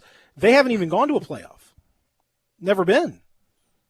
Like, if you're a recruit in Alabama, all they got to do is say, look, these teams haven't been to the playoffs yet. And there's so many teams who have never even been to a playoff. Like, how do you compete against that? If it's a top-tier kid and he wants to be in the absolute best situation, he's going to go to one of those schools, which means that they're just going to keep ramping it up more and more, and it's just going to be a problem. So there you go. That's I mean, congratulations to Alabama. Don't get me wrong. I'm not dogging them out. They're doing exactly what they should be doing, and Nick Saban is a monster recruiter. No doubt about it. But it does mean it's really, really, really tough to compete with them, and it's tough to see anyone else competing with them. Well, it's unfortunate. Be better than them. Go hire Penny Hardaway. Somebody go snag Peyton, man. Yeah. Go see what Peyton Manning's doing. No. Don't think it works quite. I don't think it's going to work quite the same. I think we've seen examples of that. Hire T. Martin. T. Martin. Yeah, T. Martin. Yeah. We see that it ain't the same. Hire Michael Vick as your coach, man. Yeah. It ain't the same.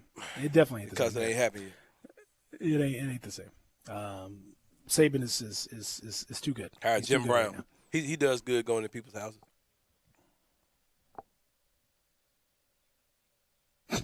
According to One Night in Miami. I mean, you haven't seen that movie, have you? No, we talked about that. All right, come on, man. I haven't seen it yet. Catch up, man. Watch it on the Big Boy. I got to watch it on the Big Boy. I got my family got mad at me last night because I was playing bass too loud late and woke everybody up. I was talking to Joy about that. I said I sure want a banging system like Peter has, but I don't want to interrupt the house. She didn't respond. Yeah, so I was like, well, I got to, it was, I think it was like 11:45. My wife texts me. She's like, because the system is in like the one end of the house. Like it's on the other end of the house. Like I got everything like in everybody's, all the other like kids' bedrooms, our bedroom, everything is on the other end of the house. So I felt like, oh, okay, this is good. Like I'm good to go. She's like, no, the house is moving. It wasn't even that loud. That's the thing. It wasn't even that loud. And it was because I was listening to like Outkast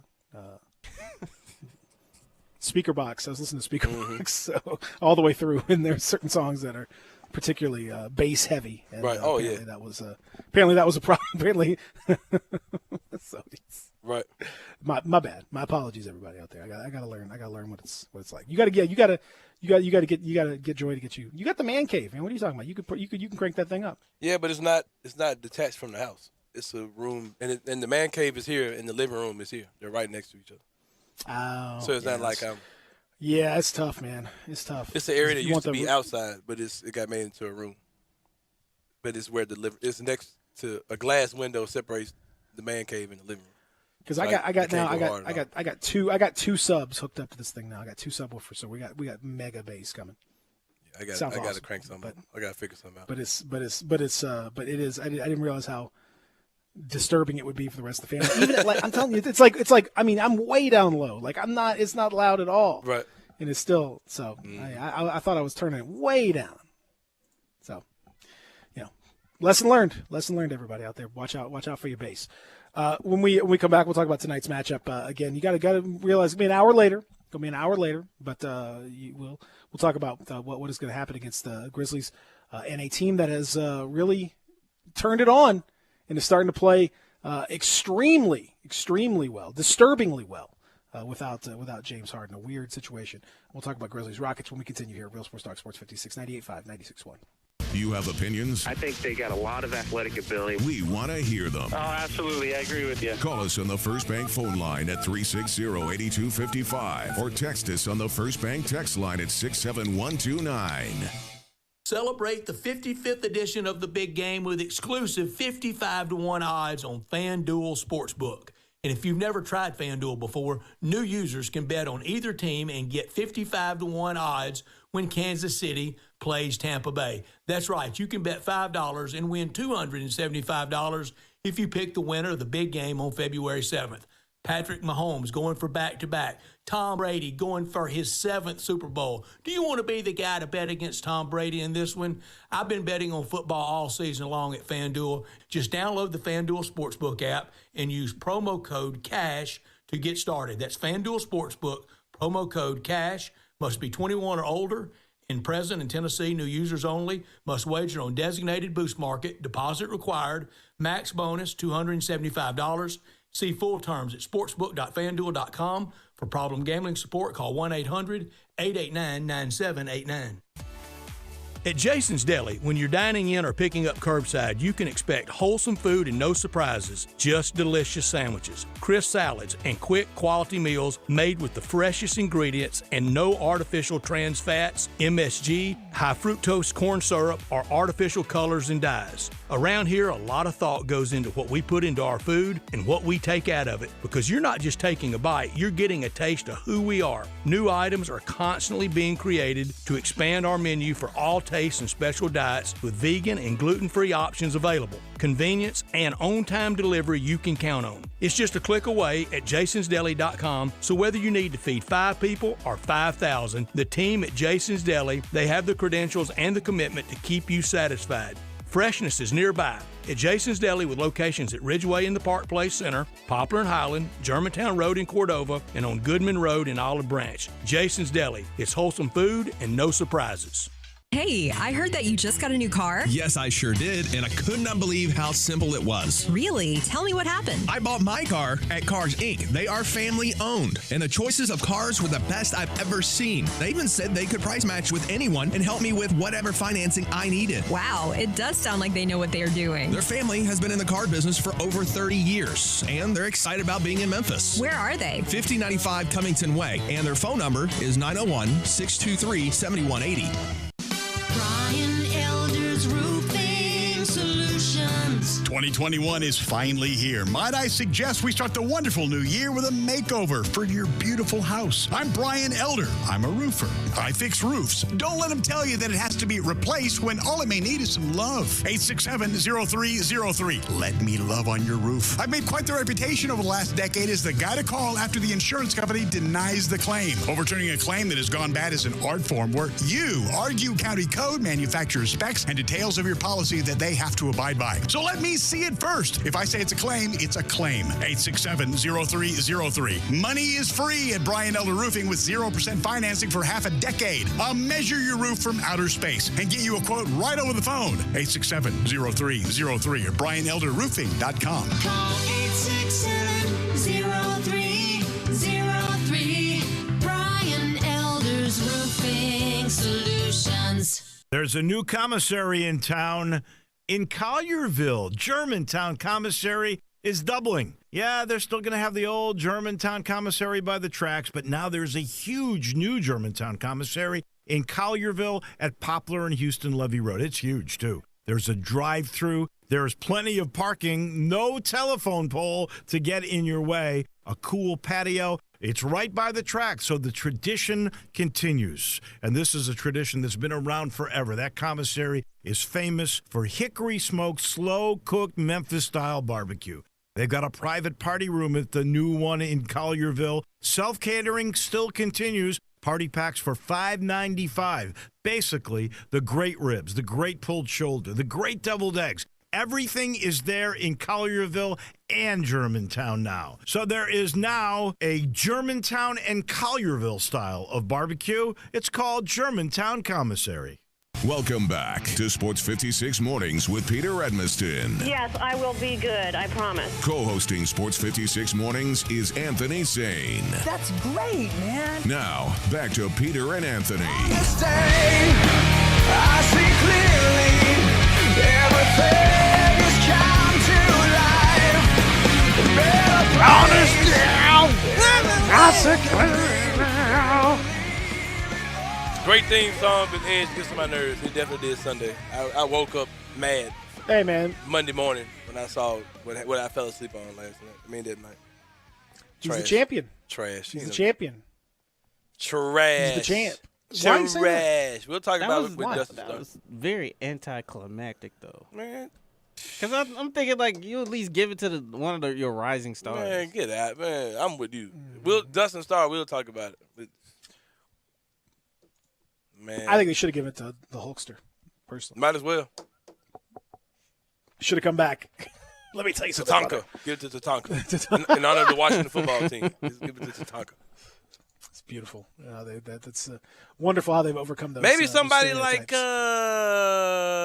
Bobby Lashley, somebody who's kind of been around for a while, and he had to.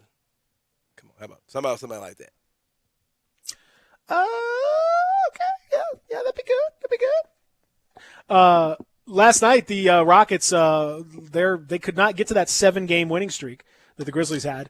They got to 6 and then lost to the Thunder. The Thunder are scrappy little squad, man. Yep. They're catching. They're catching people. That's only their second home win. They're a very interesting team. And my question to you is this, and this is a real question out there. I think I can do it as a trivia question. Mm-hmm. Maybe I will. Can you name the Thunder head coach?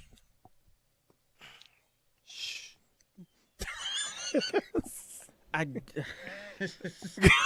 no. Like I recognize the name. It feels like you should. Because I remember I was watching. I was reading about this game. And We talked about it, I'm sure, but yeah. I said, oh my God, that's completely forgot that this gentleman. Let me put a nickel in the meter right there. Has anybody said like the fact that Mike D'Antoni and James Harden are reunited with the Nets? Like I hadn't thought about that at all. No, not neither. Not even a year removed from each other. But anyway, we'll go ahead. Back to the Oklahoma City Thunder. Their coach's name is Mark Daigneault. Didn't know that. Yep. More like Mark didn't know, because that's how I felt about it. But he's doing a good job. They're playing pretty well. So the Rockets now on the second night of a back-to-back, having lost that game did not have John Wall. Now the Rockets didn't have Shai Gilgeous-Alexander. Wall was rested. He'll be back tonight. So sorry, Grizzlies fans. They although it's a sign of confidence, it's a sign of that's a good sign for the Grizzlies. Yeah. They felt like of the two matchups, they could rest John Wall for the Thunder game because they needed him for the Grizzlies game. That's a little respect. Oh yeah, for sure.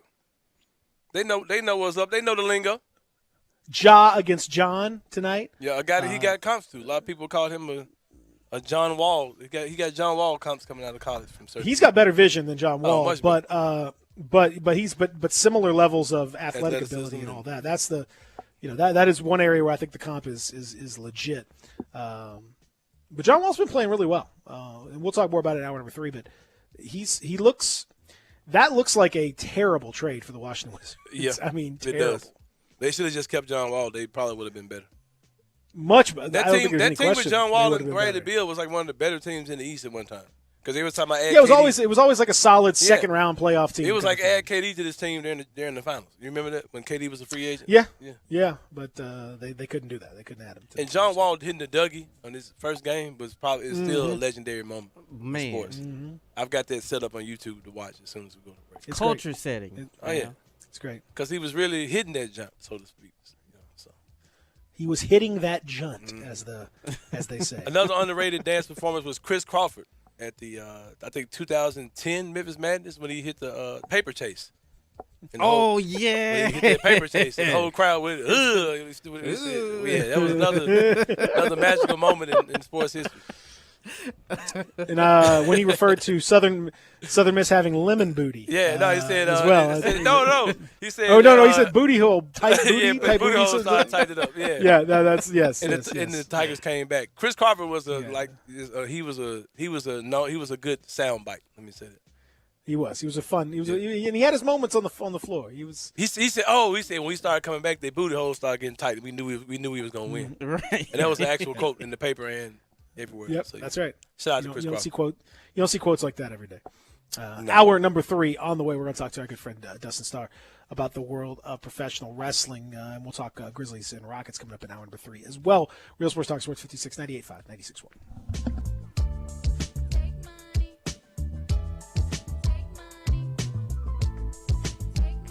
Looking for a new home? Trying to sell your old home? Call Rule Smith of RE/MAX Experts for all your real estate needs. Buying or selling, you need a real estate expert like Rule Smith, 901-304-7827. Rule Smith is licensed in Tennessee with a decade of experience in the greater Memphis area. He knows the ins and outs of buying and selling a home, and he makes it easy for you. Count on Rule Smith's honest, no-nonsense approach to get the home you want, the home you need, and the home you can count on. Whether it's your first home, your next home, or your dream home, call real estate professional Rule Smith, 901-304-7827. That's 304-7827. Visit yourgermantownagent.com today. Again, yourgermantownagent.com. Call Rule Smith's cell phone today, 901-304-7827, or call the RE/MAX Experts office at 901-685-6000, and let Rule Smith rule your real estate needs. Hi, sports fans. I'm Jay Gaddis with James Gaddis Jewelers. Valentine's Day is almost here, and we want to help you celebrate your love with beautiful jewelry from James Gaddis Jewelers. At James Gaddis Jewelers, we specialize in engagement rings and bridal jewelry and have the biggest selection of diamonds, pearls, watches, and gemstones of the highest quality for any budget. Come to see us for Cupid this year and make this Valentine's Day one they will never forget with the perfect jewelry they will always cherish. Located in the heart of East Memphis on Poplar near Mendenhall, James Gaddis Jewelers, your family jeweler. First Bank is here to help you, whether you're a business looking for a loan to expand or refinance an existing one, a homeowner looking for a mortgage or home equity line, a consumer wanting to finance your dream car, or wanting a competitive rate on your CD deposits. Let First Bank try to handle your banking needs. Stop into one of First Bank's 3 local branches today, 6482 Poplar Avenue just east of International Paper, 8398 Highway 64 across from Wolf Chase, and 6280 Highway 64 in Oakland. Or check them out online at firstbankonline.com. Member FDIC, Equal Housing Lender. When you think about Memphis-style hot wings, you better be thinking about Crumpy's Hot Wings, because they're made from the freshest ingredients and always deliver that mouth-watering taste that you expect from your hot wings. Now you can visit their new location at 420 South Germantown Parkway. You can also call them at 901-207-1273 and see for yourself why Crumpy's is simply the best. Ask for the Sports 56 Special, which is 20 pieces of whole wings, large fries, and 4 drinks at just $38 for your family or group gatherings. Crumpy's Hot Wings, simply the best. Hey, we get it. You don't want to be hearing a Progressive commercial right now, so let us tell you something you do want to hear.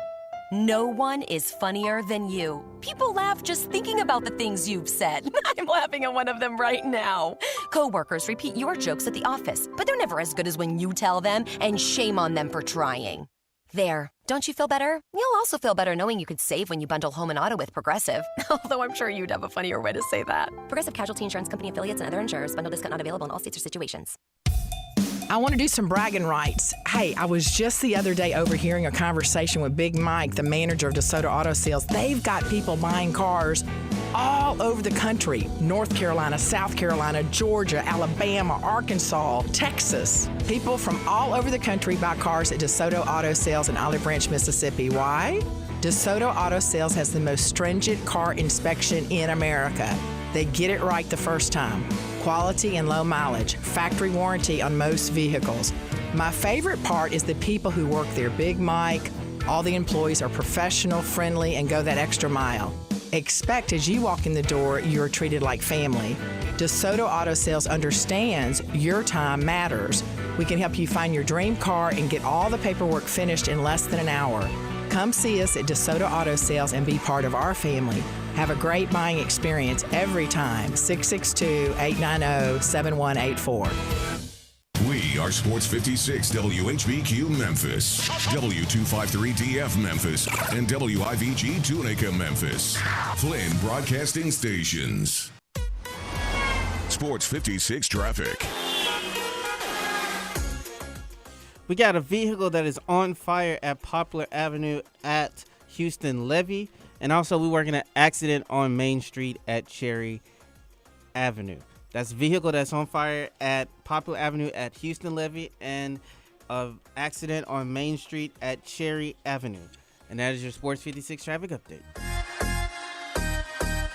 Welcome back to Sports 56 Mornings with Peter Edmiston. Yes, I will be good, I promise. Co-hosting Sports 56 Mornings is Anthony Sane. That's great, man. This hour is brought to you by Acura of Memphis. Now, back to Peter and Anthony. Rules and no religion, all designed to keep you safe. But when rules start getting broken, you start questioning your faith. I have a voice. Hour number 3. It's here. Presented by Acura Memphis, live from the Family Leisure Studios. My name is Peter Edmiston. He's Anthony Sane. That is Zach Boyd producing the program today. Got a big week, and of course, nice day today. Although the rain is going to start coming here shortly. At least temperature-wise, it's going to be nice in the mid 50s. So when you go outside, at least it'll feel a little bit better. Of course, this weekend is the Super Bowl, big game, and we got big game coverage here all week long, and indeed the game itself presented by David Nanny, CPA. We'll talk about that coming up in just a little bit. The Grizzlies and the Rockets tonight at 8 o'clock. Tigers victorious over UCF last night, and again, it's kind of the weird the back-to-back home game thing. You don't see that very often in college basketball, but it was no problem for the Tigers as they kind of took the night. I don't know if I say took the night off, but just kind of took a little easy does it approach and eased into a nice victory over UCF. And on a night of upsets around college basketball, the win is the most important thing of all. So as long as you got to win, that's the number one deal. All of that on the docket, but of course now we begin hour number 3 on Thursdays, as we like to do, bringing in our pal Dustin Starr, 5-star. You know him, you love him, or maybe you don't. I don't know. You should. I mean, he's a nice guy. They do. You know, good dude. They do. I mean, Peter. maybe you don't love him. Come on, I don't know. I love can't me. tell I can't tell everybody what to do. I mean, maybe they hate you. I don't know. Either way, for wrestling, that's good. You just want a reaction, so you want people to react in one way right. or the They the do other. love me. They do love me, but you know what I don't love? What's that? And I'm going to start out hot right here today. It's coming Happy out hot, Thursday, folks. everybody. First of He's all, like the Ultimate Warrior. He's Second like of all, just sprinting out of the back right now. Just come on, don't get gassed early in the match. We got a long match here. In the world, can you hate the Rated R superstar making the epic return? One last hurrah for the man, for Edge. Are you kidding me, Anthony Sane? And don't get me wrong, I'm the biggest Bobby Lashley fan there is in the entire world. But Edge, the story with Edge, that one last hurrah, WWE is really good at it, and we're about to get it. And you're mad about it. What's up with that? Here's the thing, Dustin. I'm not against Edge being in. I'm not against him winning the Royal Rumble, but I'm not against him being in WrestleMania in the main event. My problem is that you expected me to believe that he came in number one and he won the whole thing, looking like Crypt Keeper. Like that's the point. That's the part that y'all want me to believe. That's what bothers me. Looking like the Crypt Keeper. And he looked terrible. And I'm like, bro, like no. You're not rated. You're not the rated R superstar anymore. You're rated AARP superstar at this point. Man, you're making fun of his face and you're making fun of his hair. His body, I mean, he's in fantastic shape. He's actually in the best shape that he looks better body wise than he ever has in his entire career. Okay, that doesn't even make sense, Dustin. That's not true. That is absolutely true. The dude is shredded. He is shredded. Now, the issue that I would have with a guy like Bobby Lashley winning is he is the United States champion. So if he won the Royal Rumble between now and WrestleMania, he would have to lose the United States title, is what I'm thinking, because they would never do a title versus title at Mania or anything like that. It's usually he would have to lose the title, and I'm not a fan of him losing. Come on, we got Ultimate Warrior Hulk Hogan. Champion versus champion. Yeah, title for title. It's the ultimate showdown. It's WrestleMania. Come on, we've all been there. No, I love that. That was 1990, though. I get it. It was cool, but I just don't. And Edge was there. Edge was there. He was in the crowd for that. I mean, come on, that's what it's all about, right there. Brings it all full circle. Come on. Edge inside the ring still is very, very good. I mean, him and Orton, if you're going to call Edge old, you got to call Orton old. And both of the guys, to me, are the very best. I just don't see, other than a Bobby Lashley, who, like I said, would probably have to lose the United States title. So you'd have to beat him before WrestleMania. Who else would you have win the Royal Rumble this year, other than Daniel Bryan? And arguably, he's another guy that's already established. He has that comeback story, and that there was a couple of storylines that they had. One of them was Daniel Bryan, and one of them was Edge. Edge was my pick to win the thing, and here we are. But, bro, Keith Lee wasn't even in the thing. Right? I don't know why Keith Lee was not in the Royal Rumble. I have no idea. Was Bobby Lashley even in it? Yes, Bobby Lashley was in it. Okay.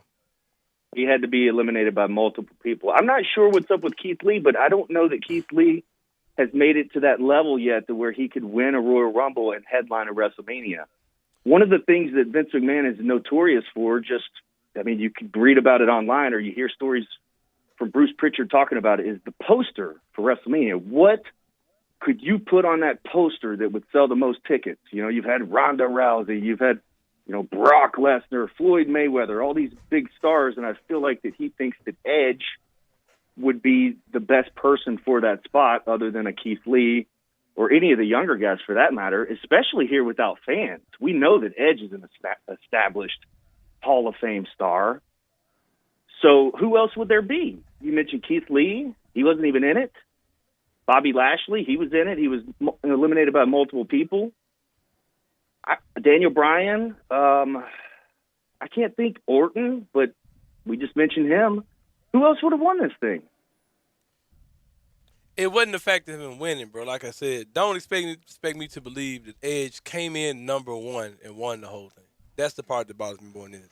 Well, he did. He did it. He did it. He did it. He did it. Now, if you flip on the other side, the women's Royal Rumble. Come on, let's talk about it. Perfect choice. Bianca Belair. Who else was going to win that one? Nobody. Bianca.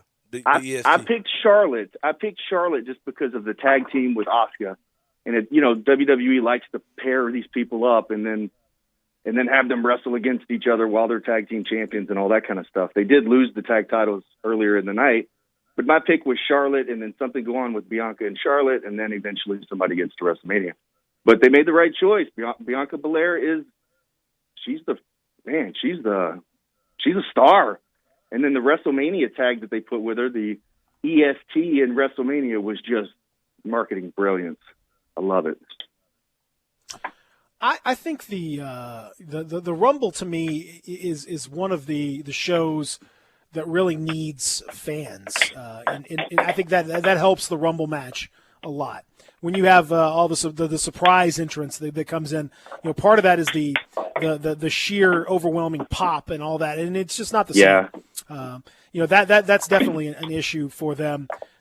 Going forward, some of the stuff just it doesn't hit the same way when you're not dealing with fans, or when you don't have the same level of fan support. You can do in the Thunderdome and all that is cool, but it's not going to be the same. Not at all without having fans. And I think that was part of the thing why I just didn't. The sizzle wasn't quite there. It wasn't a bad Royal Rumble by any stretch of the imagination, but it wasn't. It didn't hit the same way. And then I'm actually was saying on this one, I don't like it's been 3 times where a person number 1 has gone on to win the Rumble, and I don't know. To me, you have to save that for a special. You just made him look too strong, and he's not. Yeah, there has to be a special story that goes along with that. I think the Edge story of his comeback is enough without over-egging it by putting him as the most dominant number 1 guy who hangs around. He could have came in 30. That'd have been okay.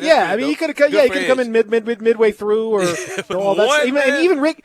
The most iconic Royal Rumble performance of all time is Ric Flair, and he came in 3rd. He didn't come in 1. He wasn't even coming. He didn't come in 1. I mean, Shawn Michaels has gone, wire to wire before, but I don't know. It did to me. You didn't need that. I thought that was a little too much. I thought for my back it down a little bit. That's take it down a notch. They just had to make him stronger. I mean, I understand what you guys are saying, but they had to make him stronger.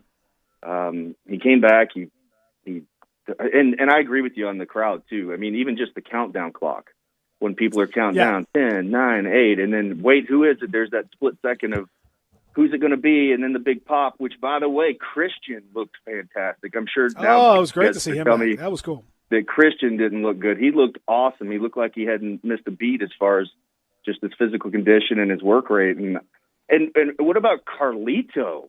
My God, Carlito was Look Carlos. Man. No, there's nothing little about Carlito right now.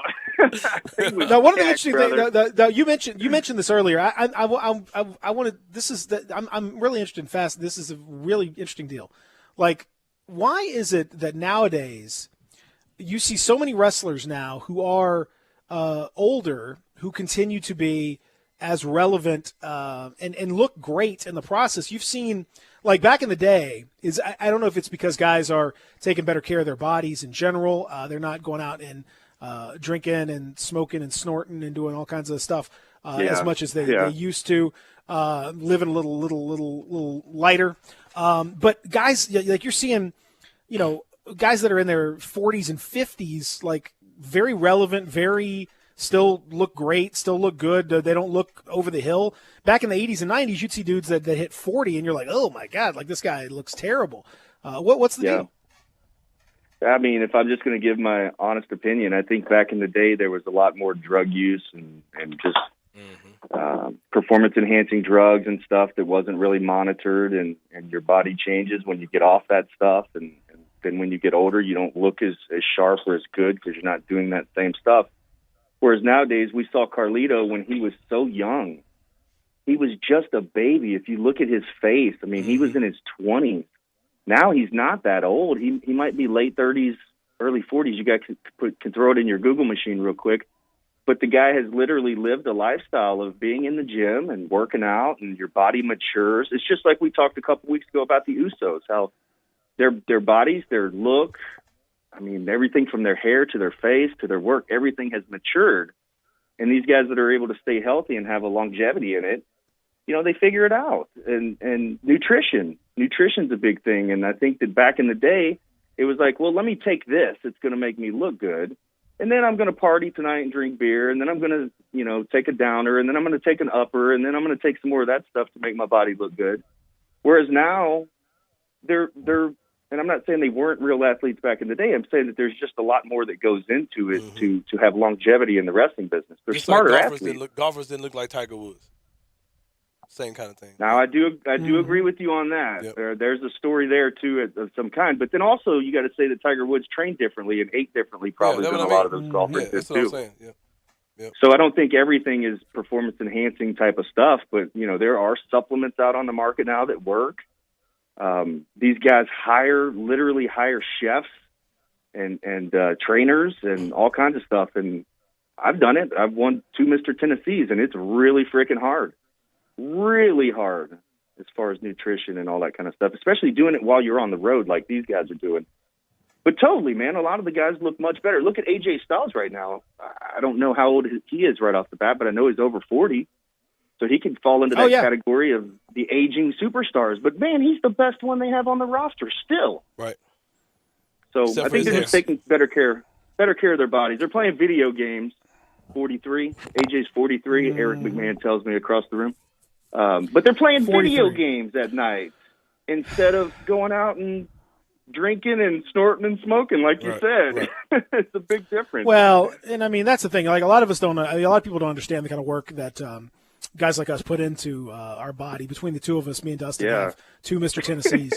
and that doesn't come easily. There's a lot of discipline that you have to get in there and really work hard, and it's tough. So, but I mean, people just won't understand that, and that's okay. They don't have to. They don't have to understand the kind of work that we put in, Dustin. But I think it really feels good when you come out there and you can show that kind of bikini body that you got out there. That you can show it, and it feels good out there. So I understand. I get it, and I'll try to explain to folks like Anthony who don't have Mr. jacked. Oh my God. Tennessee whiskey and dry rub.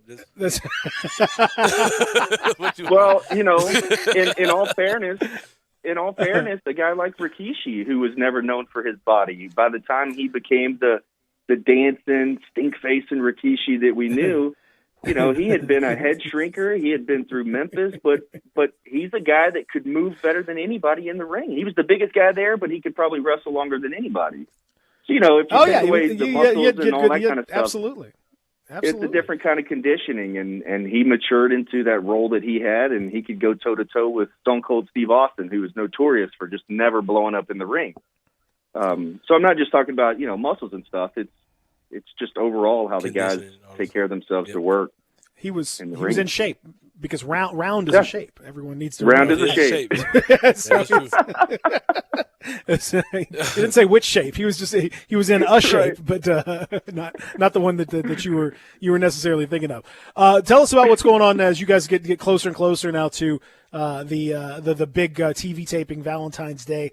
It's not far away at all, and I know you've mentioned the sellout. You've already got that one sold out. You're close to selling out the next taping as well. There's a lot of momentum. What's happening? Man, it is. Every time you say it, I get like butterflies in my stomach. Like not a nervous like, oh no, but like a nervous like, man, it's almost here. So yeah, the 14th, our first taping. That'll air on February the 27th at noon on CW30, and then of course at YouTube.com/Championship Wrestling. We still have a limited amount of tickets. They're only $10 and then $5 for kids for March 7th. You can go to ChampionshipWrestlingMemphis.com and get those. This week, this Saturday at noon, we have one of the very best women's matches of all of 2020. Thunder Rosa defends the NWA Women's World Championship, who was on AEW Dynamite with a fantastic match last night. She defends the title against Priscilla Kelly, who just signed with WWE NXT 2 weeks ago. Her name is Gigi Dolan there. So awesome women's division match is the main event. And then also we're going to introduce our women's division that you'll be able to see on Championship Wrestling from Memphis. So Memphis Wrestling is back, and I can't wait. And, Peter, I'll have you at the desk, but after what Thane said about Edge, I don't know, man. I'm an Edge head. We're going to have to talk about you this. You clearly thing. have to be to think that was cool. Hey, I got another question about Sunday, though, man. I'm going to ask you because I know your wrestling eye is much better than mine.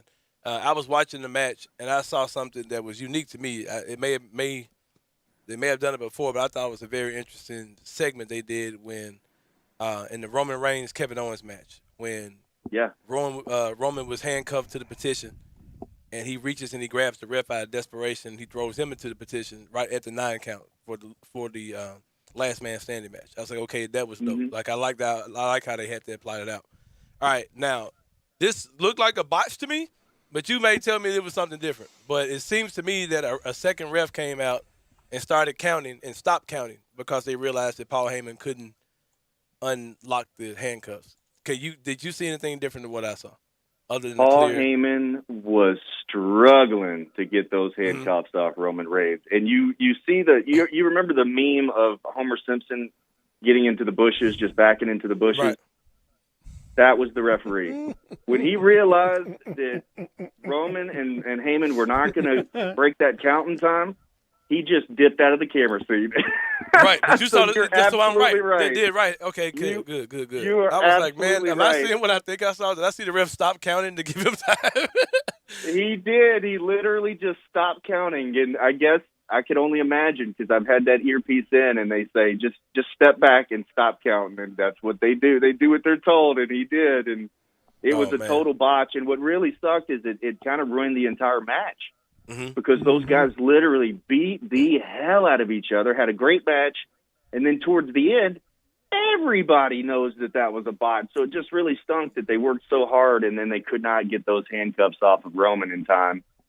Yeah, everybody noticed it. It was a big thing on social media. I actually was getting texts about it because I'm a big Roman Reigns fan. People were rubbing it in my face. But, yeah, Paul Heyman struggled to get those handcuffs off.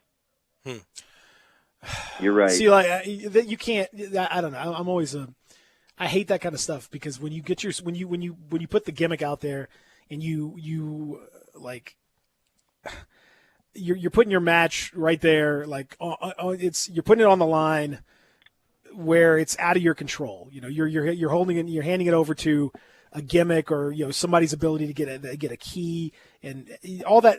It's such a risk, man. Because if it messes up, that's exactly the way that it turns out, and everyone just goes, "Oh, jeez." Well, I get what you're trying to do, but man, it's a big risk because you can really screw the whole thing up. There was a match where we put Derek King's hair on the line, and me and Maria were going to shave Derek's head. We beat him. We were going to shave his head, and the music person was supposed to hit the music just before we cut his hair. Right. That way, somebody would interrupt it, reverse the decision, whatever.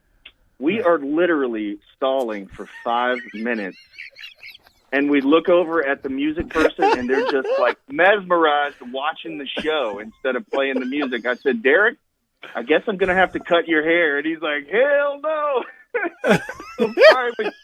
It was the worst. Like, we teased it for literally 5 minutes to cut his hair and waiting on somebody to play the music. It, like, literally, you could dig a hole in the middle of the ring and just bury yourself. That's how kind of embarrassing and lame it is. And I know that being on, like, worldwide pay-per-view would really stink for Paul Heyman. So it was a mistake, but, man, it's one that I could only imagine how much he was sweating when that was going on.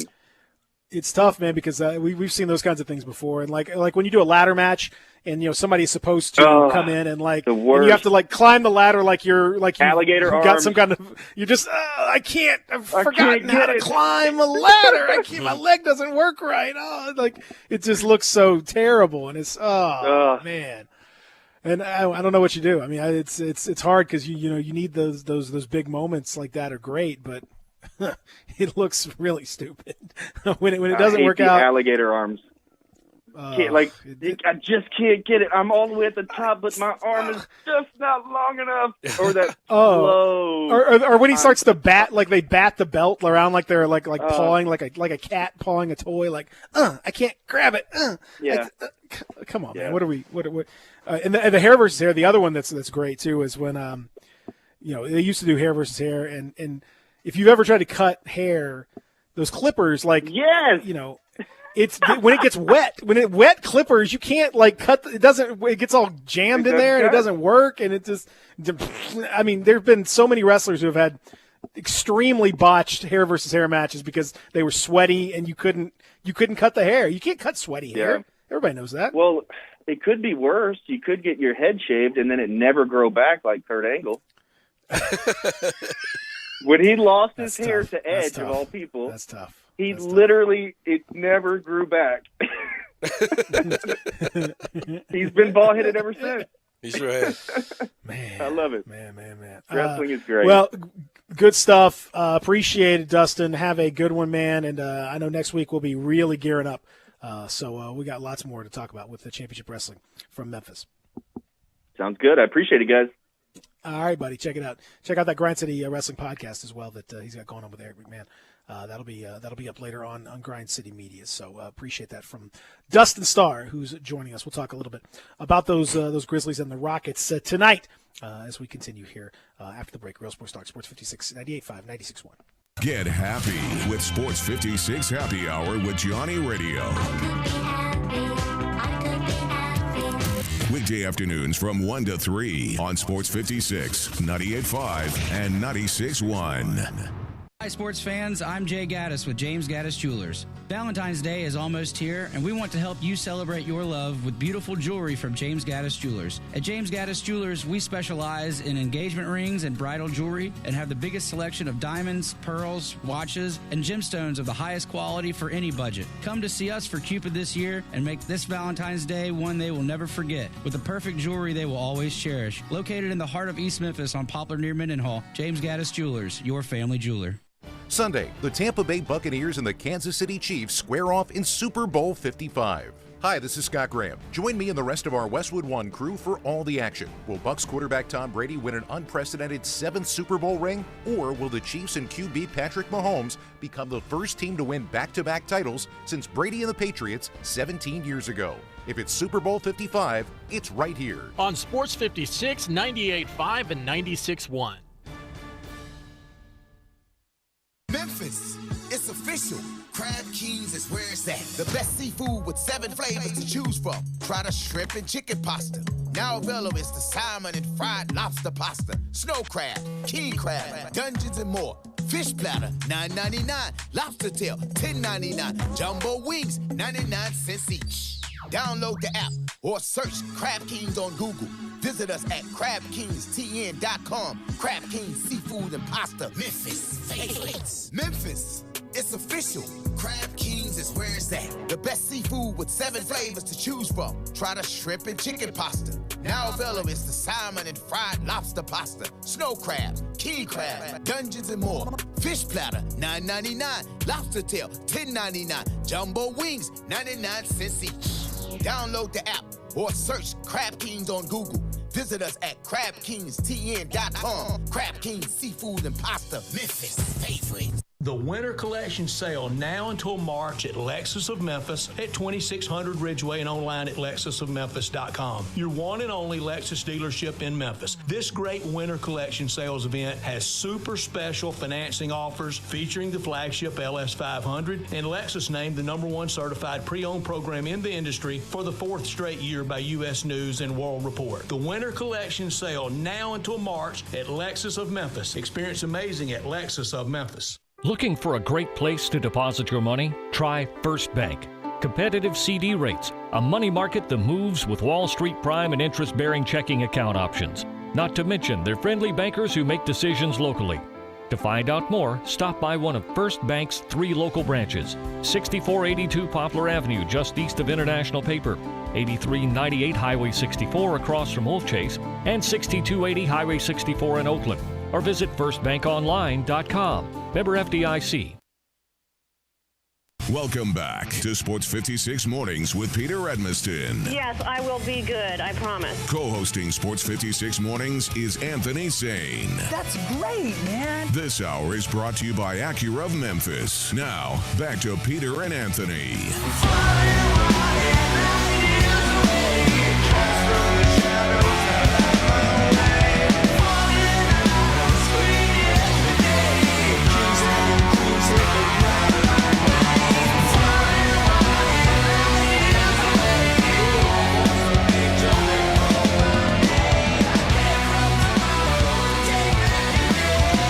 Yeah. Hour number 3 presented by our president Acura of Memphis, live from the Family Leisure Studios. I'm Peter. He's Sane. We're talking a little bit about that old wrestling that we love to talk about so much. We appreciate Dustin Starr jumping in and joining us in that discussion. Now the Grizzlies back in action tonight. Late start.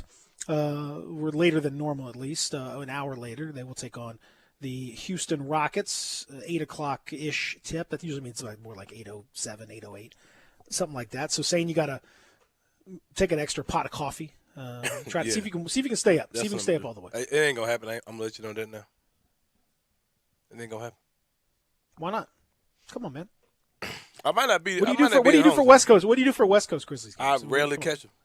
You don't ever watch them? I rarely see. You've them. never seen the Grizzlies play on the West Coast? I've seen it, but I don't. I usually wake up with the 2 minutes left in the fourth. Bro, I might not be at home tonight though. I might got something else I might be taking care of. Oh, okay. All right. Good for you. Hey man, that's cool. God bless you. I think it's the church wants me to come out and speak about the vaccine, man. Man, that'd be beautiful. Because a lot of the believers think that it's the mark of the beast is inside of it. So here, Zach, how are we on the end times update? Is that true? Have you heard that before at your church? Yes, you have. You have. Yep. You heard that. Yep. Don't even lie. Like it's like it's in my group. Unbelievable. In my group of friends, it's a discussion. It's a discussion. It's a discussion. The discussion should be somebody could say, "Hey, the mark of the beast is inside that vaccine," and then no, it isn't. Discussion over. Right. That's pretty dumb. Yeah, that's a real dumb thing to say. That's definitely not true. Okay, next, and then you go on about your business, whatever it is that you got going. Yeah, we dive into it a little bit. Having kind of broad. Yeah, again, it's like diving into a kiddie pool. You dive in and it's about 6 inches deep, and somebody cracks their head open if you dive into a topic like that. Yeah, there's literally nothing to dive into. It is absolutely pointless. There were videos that came out where somebody was saying, God showed me that the COVID-19 is made up. There is no COVID-19, and that the disease is in the vaccine. When you take the vaccine, that's what's gonna kill you. I was like, oh, okay. I guess we're counting down. I guess I'm over here counting down, man. Yeah. Any day now. What are we doing? Yeah. Zach, you heard that before? No, that's actually my first time actually hearing about that. Well, I heard it. That's no. It don't don't work. think that's true? It don't work that way. You don't think that's true? Okay, good. No. No. Good. I'm disappointed in my people, man, with some of the nonsense that's just got spewed and accepted as quasi-truth over this time. Your people being who? I'll leave that alone. I need a little more clarity on that point before I choose to It's two comment groups that on I that. associate myself with that Okay. disappointed in their coverage of COVID-19.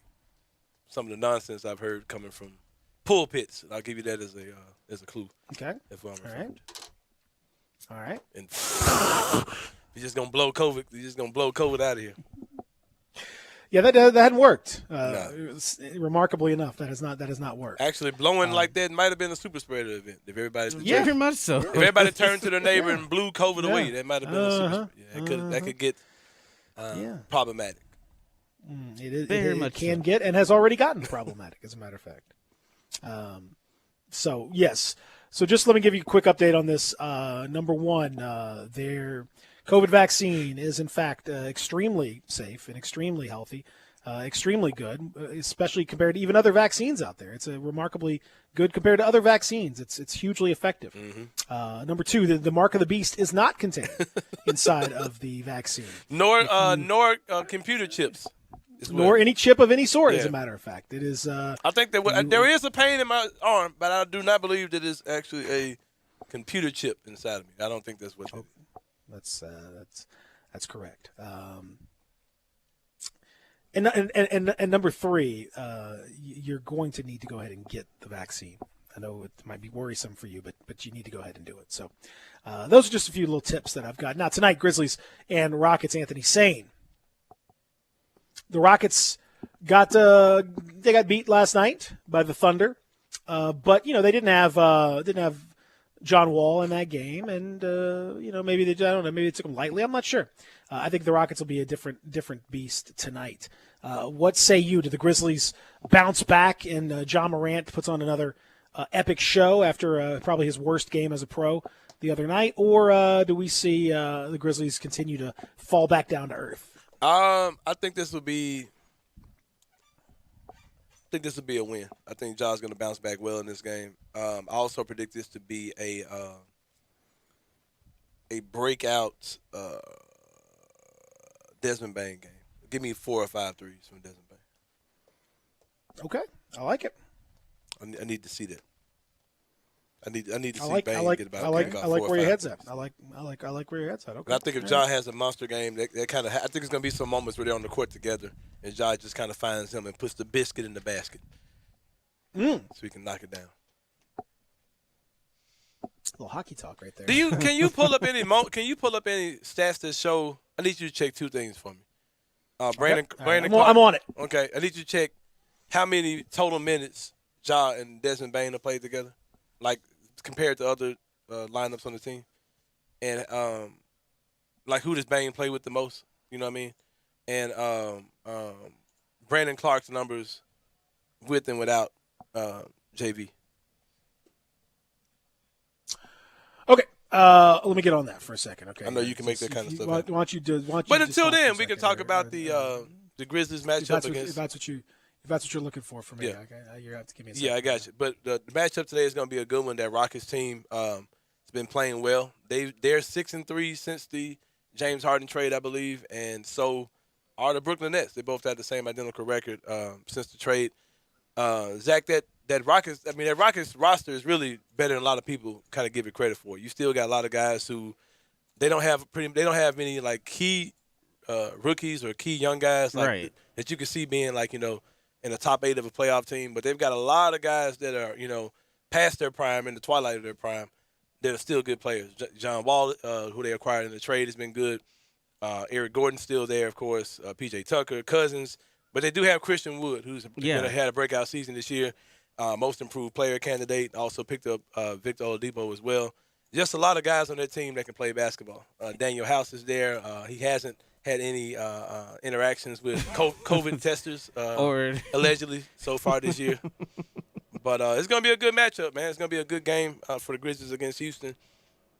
And I think if we can kind of set the pace, I think we can make some things happen.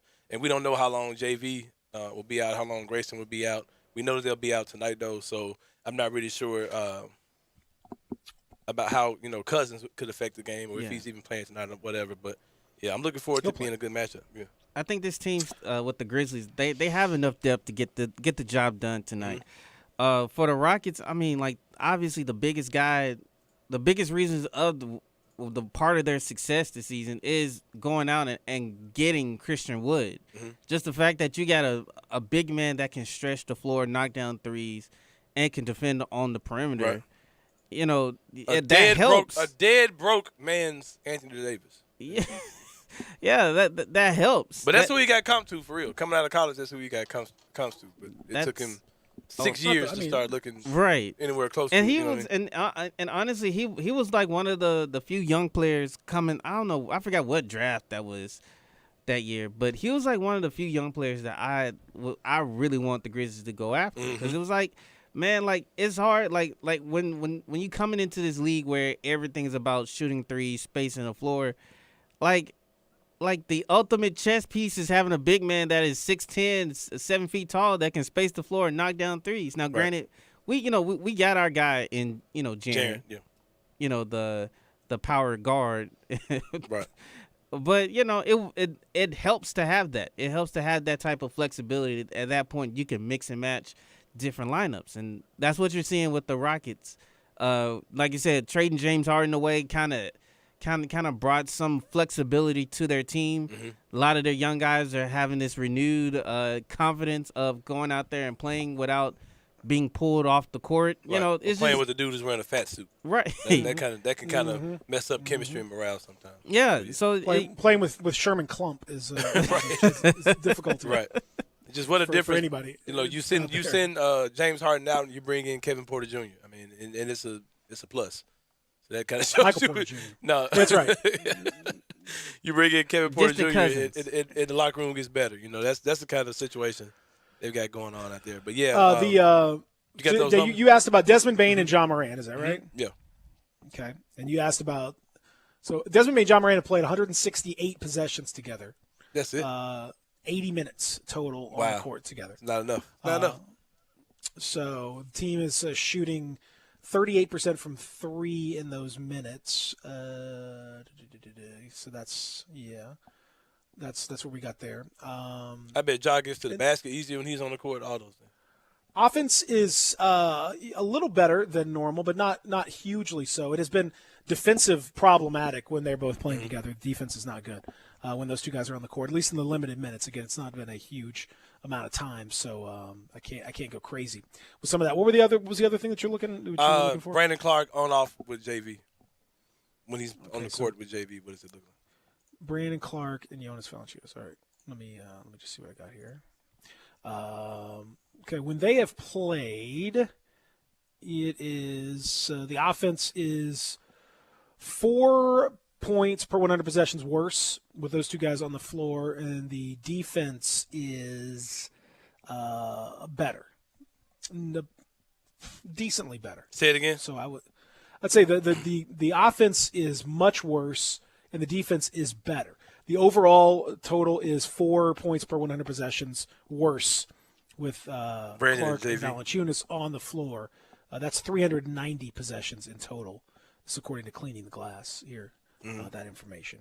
Do you want to hear what it's like with Brandon Clark and Xavier Tillman on the floor? Yeah, what is compared to those? Just so far. Brandon Clark and Xavier Tillman, 9.3 points per 100 possessions worse than the opposition. Really? Mm-hmm. So Clark and Tillman's numbers both offense and defense are worse at this point. Wow. In the 233 possessions. It doesn't seem that way from watching, and that's It doesn't. I agree. But it is defensively. They have struggled with that. The offense is similar with JV replacing Tillman, but the defense gets much better. It just seems like BC really has kind of broken out with JV not being on the court. I would agree. I would agree if I'm looking just specifically at. I'm trying to see how it affects Brandon's game. You know what I mean? Brandon Clark's numbers. You have to give me a little while on that one. That's a hard one to tease out. Well, don't worry about it, man. Don't let it stress you out, brother. I'm not stressed out about it, but I can get it. But you just have to. Don't say when people say that kind of stuff. Don't let it ruin your day, man. You can't ruin my day, man. Yeah, you don't have that kind of power over me. But I would like to help you. That's what I like to be helpful. So I'd like to do my best to help you on this one, if I can. That's a little harder. That's a little trickier one to tease out, but we can get there. I would like to see. I think we talked about the whole thing with Jonas Valanciunas, and it is tricky. I think the Grizzlies. I think they'd be okay moving on from those guys. I think, to me, honestly, it's a little bit reminiscent of last year when the Grizzlies had Jay Crowder and Solomon Hill, and they chose to move them at the break to kind of get younger and to kind of push some other guys into the forefront and give some more opportunities and some more minutes for some of the younger players. I think it would be similar. I'm not saying they should trade Jonas Valanciunas. Those guys had a role. Jay Crowder had a role last year. The Grizzlies struggled without him. Solomon Hill played minutes for the Grizzlies last year. Played good minutes for the Grizzlies last year. You to choose to move on from those guys in various roles means, you're kind of you're kind of foregoing success now to push guys up to the forefront. And I think that would be the same thing. Like, you get rid of Jonas Valanciunas if you traded him, it would probably make your team worse in the short term.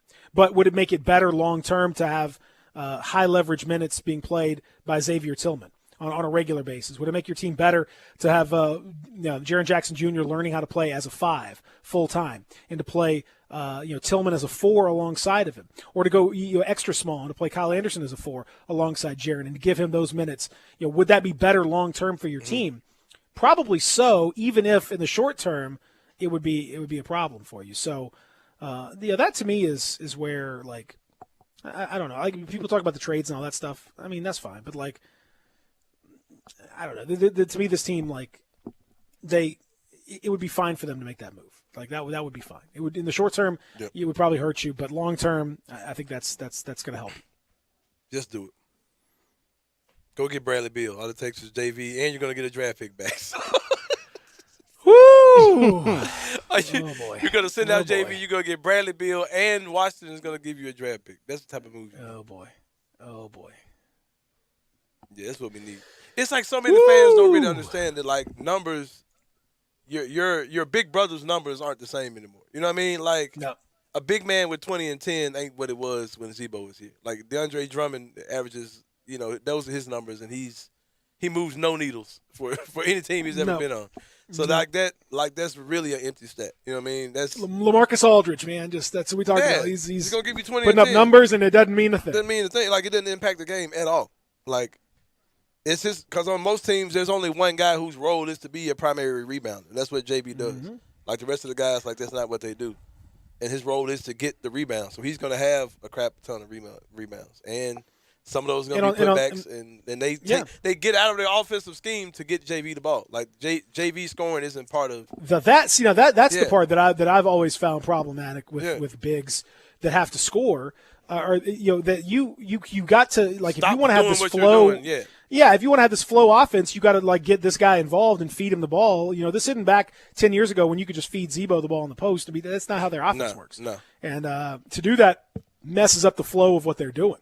The Grizzlies this year, you've seen them at their best whenever guys are just out there moving, continually moving, passing, drive, kick, getting move, out of transition, moving around. I mean, that's what they do. Coming off screens, that's not compatible. Stuff. Yeah, that's not compatible with having a big guy like, I mean, it's fine every now and then if you're playing a certain team and you have a certain matchup, and that's cool every now and then, but you can't have that be a primary part of your offense in the year 2021. It's just not going to work. And that's why I say if Tillman is the guy that can knock down shots, you can use him to pull that big man out of the paint. Mm-hmm. You know what I mean? So that's what teams are doing. I think it's worth that working on that shot for him because that shot looks good. Oh yeah, it looks he hasn't really made it in his career, but it looks good. It looks like he could develop it. So and that's why Gorgie helps when he's in the offense because he can sit. If he's out, if he you can stretch him out, he can actually make that shot. He's made 50% of them, so he can actually make that shot. So he's the best 3-point shooter in the NBA right now. Yeah, it opened up exactly. It opened up the defense, man, big time. So I get it. I get the whole thing about what JV brings to the table, and against certain teams he might be a better matchup, but. I'm not saying get rid of JV tomorrow, but I just hope people don't think that he's, you're not going to see his number in the Raptors. You know what I mean? Like I doubt he finishes out the contract he's in right now. Like I just don't see that happening. I don't see any situation where JV finishes out that contract and definitely not signing a new one here. So, we will talk about the what that means for tonight when we come back. Also. We'll talk a little bit about the final tally of the recruiting day and the signing day yesterday, what that means for the Tigers and for others going forward. We'll do that when we wrap it up here. After the break, Real Sports Talk, Sports 56, 98.5, 96.1. Big game coverage all week. Brought to you by David Nanny, CPA. Right here on Sports 56, 98.5, and 96.1. Brian Elder's Roofing Solutions. 2021 is finally here. Might I suggest we start the wonderful new year with a makeover for your beautiful house. I'm Brian Elder. I'm a roofer. I fix roofs. Don't let them tell you that it has to be replaced when all it may need is some love. 867-0303. Let me love on your roof. I've made quite the reputation over the last decade as the guy to call after the insurance company denies the claim. Overturning a claim that has gone bad is an art form where you argue county code, manufacturer specs, and details of your policy that they have to abide by. So let me see it first. If I say it's a claim, it's a claim. 867-0303. Money is free at Brian Elder Roofing with 0% financing for half a decade. I'll measure your roof from outer space and get you a quote right over the phone. 867-0303 or BrianElderRoofing.com. Call 867-0303. Brian Elder's Roofing Solutions. Looking for a high-efficiency planting solution? The Case IH 2150 Early Riser Planter combines the industry's most accurate planter technologies with a rugged row unit for a fast and uniform emergence. The Case IH 2150 Early Riser operates at your speed and adapts to unique field conditions so that you can maximize your yield potential. Stop in or call Mid-South Ag Equipment at 662-890-3141 to learn more. That's Mid-South Ag, your Case IH Equipment headquarters. It's that time of year again. Time for the big game and time for taxes. David Nanny, CPA, can help you with both. He's sponsoring this year's big game coverage on Sports 56, and David and his team have all the experience you need for all your tax filing needs, too. Whether it's a return for an individual or for a small business, give him a call today. 901-763-2000. That's 901-763-2000. David Nanny, CPA for you. Sunday, it's Super Bowl 55 as the Tampa Bay Buccaneers play the Kansas City Chiefs. This is Kevin Harlan. Join me, Kurt Warner, and the rest of our Westwood One crew. Patrick Mahomes and the Chiefs are looking for back-to-back titles. Tom Brady in his record 10th Super Bowl leads the Buccaneers. If it's Super Bowl 55, it's right here on Sports 56, 98.5 and 96.1. Upgrade your commute at Acura of Memphis. Seize the thrill and test drive one of our award-winning models, each packed with cutting-edge technology, luxurious amenities, and a driving experience that's sure to awaken your inner self. Driving shouldn't be a chore, it should be an adventure. Advance your drive today, shop our aggressive lease and finance options now. Luxury is waiting at Acura of Memphis, or shop online 24/7. Visit AcuraofMemphis.com. Welcome back to Sports 56 Mornings with Peter Edmiston. Yes, I will be good, I promise. Co-hosting Sports 56 Mornings is Anthony Sane. That's great, man. This hour is brought to you by Acura of Memphis. Now, back to Peter and Anthony.